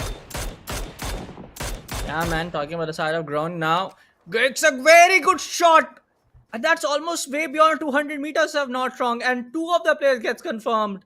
And go to hell. It's going to be the team who gets eliminated at the 6th spot. The team which did take the winner chicken dinner coming on from the map of Tago. But right now, just 5 teams surviving upon Green. One of the players from the side of Green Dragons still trying to maneuver around to get into the safer heaven. These are esports is still surviving. One of the players from the side of White Gloves do get eventually knocked apart from the blue zone itself now, but Tron takes some damage from coming on from Sarmat. Flashbang Esports trying to play in kind of like an edge to edge game from what we see right now on the mini map. But Green Dragon surviving with 8 kills. All of the players are still standing strong on towards the map, and this can be game changing for them as well because Green Dragon needs a winner chicken dinner as well compared to what we are seeing from the entire game now. White Gloves gets eliminated. Last kill coming in from the hands of Escapation. O'Connell goes down, which screams, I guess that is a little bit of that bug. Correct me if I'm wrong, or maybe that could have been that any kind of like a self-nate one to Hudson, because we did saw on the kill feed that he did eventually eliminated himself. So anyways, but for now, just last 4 teams. Most of the teams now have a full man advantage toward themselves. This is very much interesting, especially onto a map of like Vikendi with the talking started out like Digitad Esports. They are surviving with just 2 players. So all they need to do is just play that stealthy game, plays that very smart game of just trying to be alive. But hey, that storm is also coming in from another direction, coming in from the perspective of Pennywise. Yeah. Blizzard is coming in, which is again going to in turn diminish the audio cues and the visual cues for the players to rotate with, and whoever is going to be stuck in that particular blizzard is obviously going to get impacted with the damage as well. So the players have to avoid that. Players have to figure out which location is going to be the best for him, and obviously rotating in this scenario is going to be very, very costly. But Digitad Esports, once again, with the lack of manpower, it's a 4v2 type of scenario coming in, where Team Flashbang, teams like Full Tit and Green Dragons are sitting at a very good spot. They have a very good angle to play with. Eventually, Team Digitad Esports can become the sandwich, or if they get spotted that early, maybe they're going to take 1 or 2 players down. But I don't feel that they're going to come up with a 2v4 that easily, because if they shoot the players down, the opponents, or should I say the rest remaining teams in the lobby, are also going to be concerned about that vicinity. And the fact that we are diving into the circle, that means the teams are very close to each other. So they're also going to take their own serious takes onto that particular fight. They're also going to shoot some bullets down on that angle, and maybe in that scenario, Digitad Esports can go early. That's why, for now, the only approach that Digitad Esports is left with is going to be a slow, steady, and calm and composed approach, where they have to gather information rather than gathering the finishes. So if they are able to gather those information, they might be able to go for a long run. But look at this. The Zima is going to get impacted. The left side 2 good vehicles have already been busted. The tires have been busted, to be precise. So those vehicles are kind of inaccessible at this point. The only thing that those vehicles can give them is going to be the hard covers, the artificial covers, to be precise. But apart from that, Green Dragon slowly but surely moving into the circle. One guy has got the ghillie, I believe, and the others are also trying to fall in. But look at this. The zone is actually going to be filled with the greenery, where these guys have to move. But look at that. Another set of drops are jumping in. So if the players are trying to, like, let's say, gather some good more utilities, they can easily approach those drops, get some good utils, and then eventually fight back. But I feel it's just going to be a risky approach. Definitely, it's going to be a huge risky approach to go like that. But talking about a side of Flashbang, they're maybe looking for another redemption onto the last map for the day, folks, for this semi-finale day one of the Esports Club Gauntlet Middle East powered by Zotac Gaming. I feel like this can be the one of the the plays which they can make try to just be onto the safer vicinity. Flashbang on the other hand gets a clear angle. Mercy Pennywise missing few shots though. Siari gets one towards the side of Medzi. Now this can be combined effort to take down the entire team of Full Tilt as they're right in the exposed angles on towards the side of Mercy Pennywise. He gets another one. Squatter goes down. Just one guy remaining on point with behind that orange vehicle over there. Talking about a flashbang, they're slowly, steadily trying to come upon, but they need to be very careful about the side of Green Dragon Esports as well, because Green Dragon is really looking for that fire blazing from their mouth, because they also need that one crucial, important win of the chicken dinner as soon as the circle comes in. But for now, Green Dragon Esports, the players have been knocked apart. Full Tilt just surviving with that one player. Pennywise goes on to take the confirmation toward the side of Square Toe. Digirat still surviving. A few of those players are actually taking a few of those shots, as we can see from their knee map line of sight over there. Pennywise takes on Saro. Crossco, a good headshot on towards him. Good nades are also trying to just suppress upon, but Flashbang now coming slowly and steadily toward the other side. This can be that huge blunder though. Misses a lot of shots. No, he needs to be very specific. Oh, peekaboo game. Suppy will be able to take down the side of Sub-Zero. Oh my god. This is not the play you wanted to make though. You could have just waited upon. Sarmad also trying to closely maneuver around the same vicinity, same region, but he's gonna take a little bit of cover from the grassland, popping some smokes out to block both angles from the one from the side of Green Dragons, one from the side of Suppy. But one of the nades can actually help on. Blue zone nade comes in, takes out a little bit of damage to the side of Suppy. Suppy might be able to get eventually eliminated, but the revival will be done and dusted for now.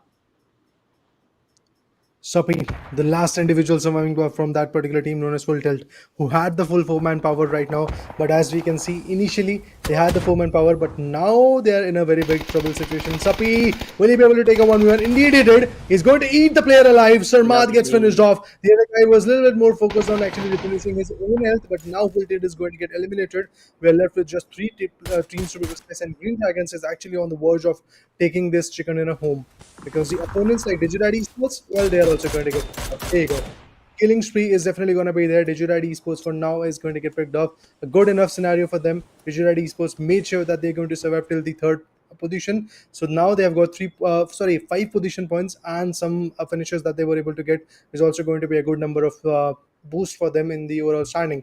But now Green Dragons have got a beautiful flanking angle set onto the players of Flashbang, which can cost a winner chicken dinner for Flashbang. M79 launchers being utilized to pop some good smokes, and there are 3 more smokes to be precise that can be utilized at this moment. Other than that, look at Sub-Zero. His helmet has been broken, his vest has been broken, and he gets shot from the back angle. And eventually Groan is so comfortable and so conscious about the fact that they've got every single angles covered that Team Flashbang won't be able to make a lot of moves. Because look at this, every single angle is now being dominated by the players from Team Green Dragons, and if that is going to be consistent, I believe an easy cakewalk victory could be coming in for Team Green Dragons. And look at this, even Pennywise gets taken down. The last one starting, Sayari to be precise, is going to be the only individual surviving. He's going to go for a revival for Sub-Zero. This can be very costly, but Pennywise gets confirmed.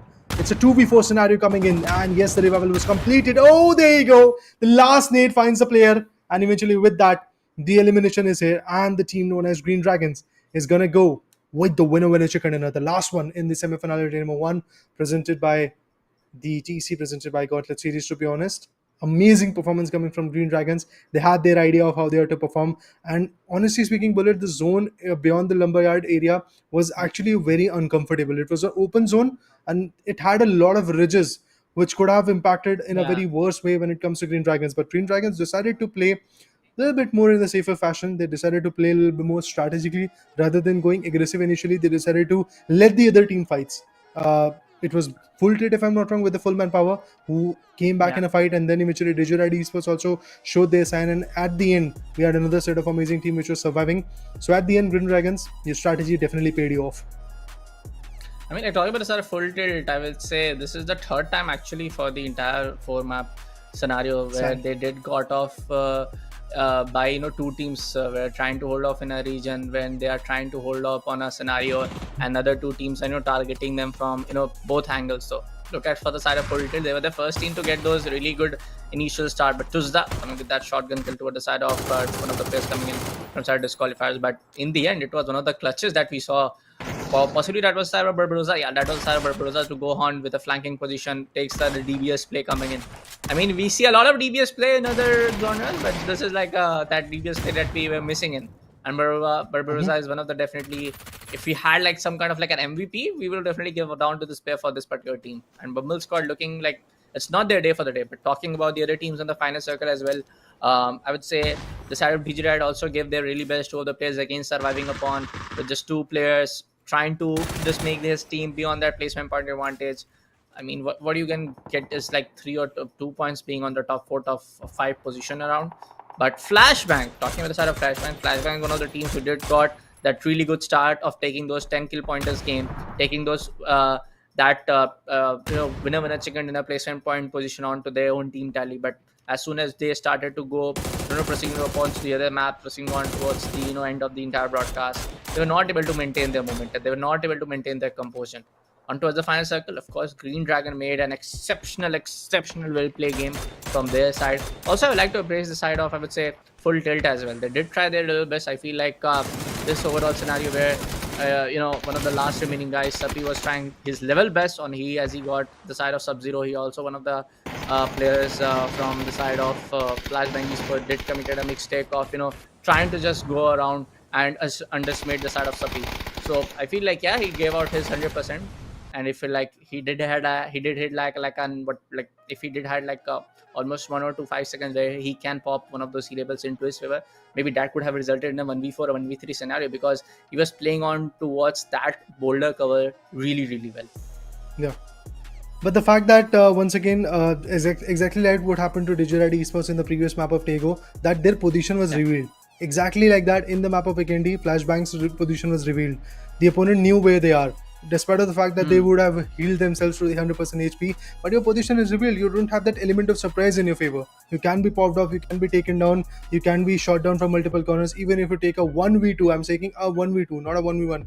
Even if you take down 2 good players from the opponent's perspective, the third one is going to find you out, because while doing a 1v2, obviously you are going to also sustain some kind of damage onto you, and there is not going to be enough time of healing yourself, because the third guy also knows where you are.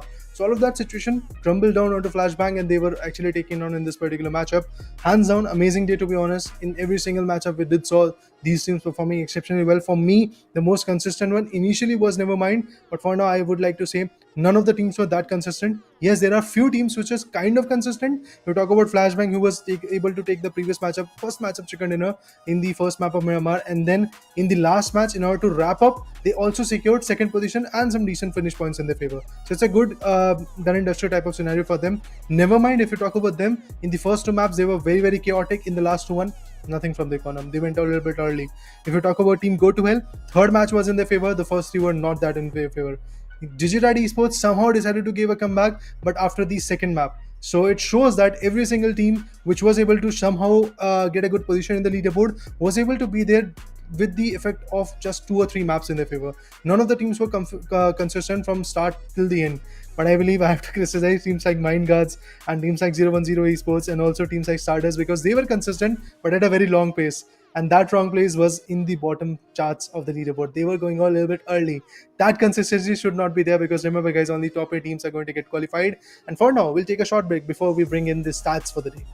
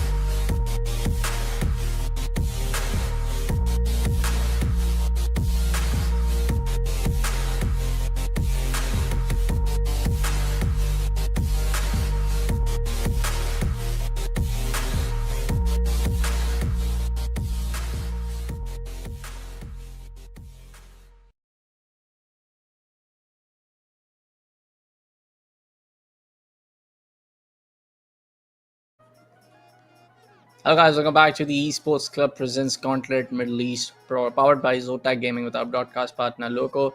Well, we are done with all of the maps for the day, Raider. We'll be taking a look at the entire stats in a short time, but I want to know your thoughts. What do you think? What went wrong for a lot of teams which are not able to place on the right amount of kill points? Because for the most of the teams which did took winner chicken dinner into the favor in every other map, they were with at least bare minimum of 9 kills, or most of the teams were done with like 10 plus kills. So what do you think, like what went wrong for a lot of teams which are not able to confirm up those kill points?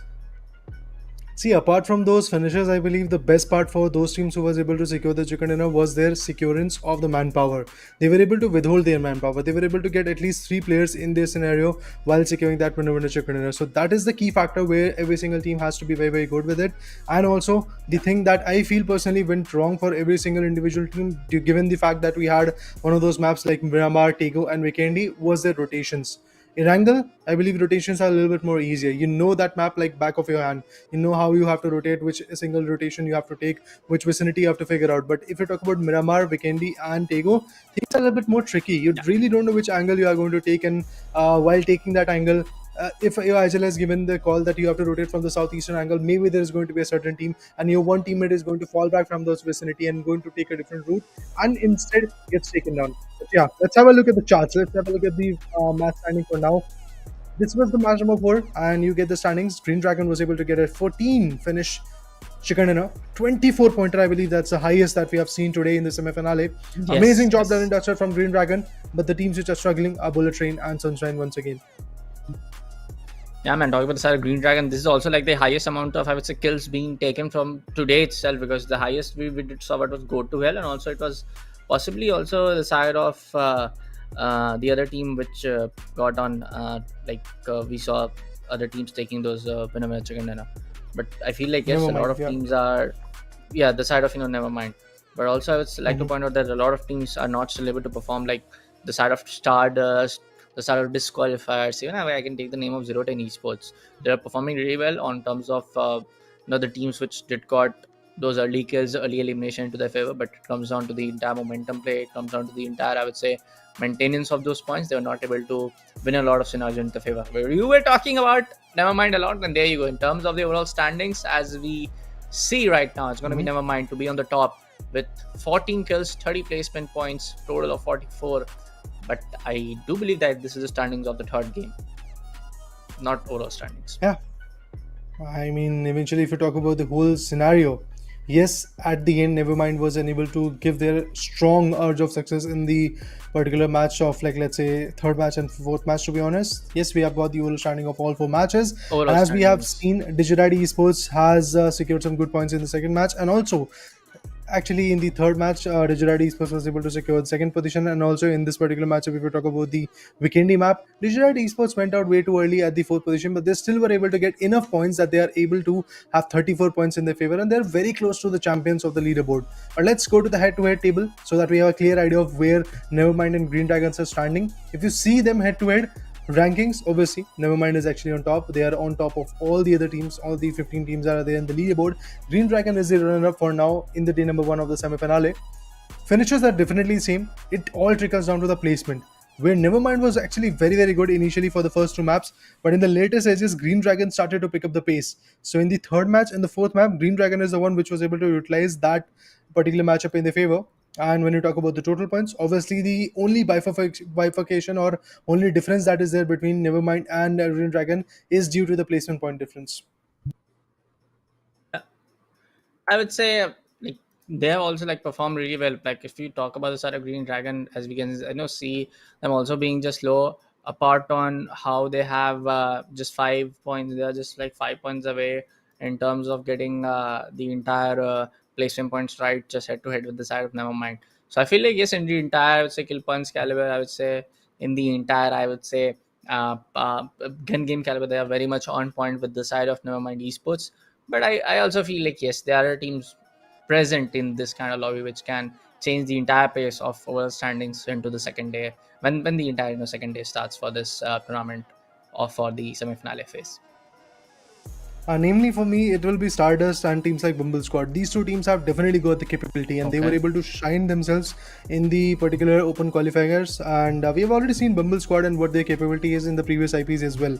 But yeah, for now, if you talk about the semi-finale, yes, Bumble Squad struggled a lot. Stardust struggled a lot. Their positioning in the overall standing is not at all good. But yeah, they might actually be able to bounce back in the later stages, because again, it's really very important for them to bounce back. And it's not about being the champion of the semi-finale. It's about being the top 8 teams, being in the top 8 teams to be precise, so that you can qualify and then become the champion, then become the greater guy in the grand finale, which will be of just 2 days. And I believe 12 matches are going to be there in the grand finale. Every single day you'll get to see 6 matches. Those competitions will be absolutely hyped up, because at that point we will get to know who is the true champ of the Middle East region. But for now, we have to see who are the top 8 out of these 32 teams which were there in the open qualifiers. From open qualifiers we got 16, and from semi-finale we'll get another set of 8 teams who are going to get qualified for the grands. So a long way, a very interesting way to go from here, Bullet.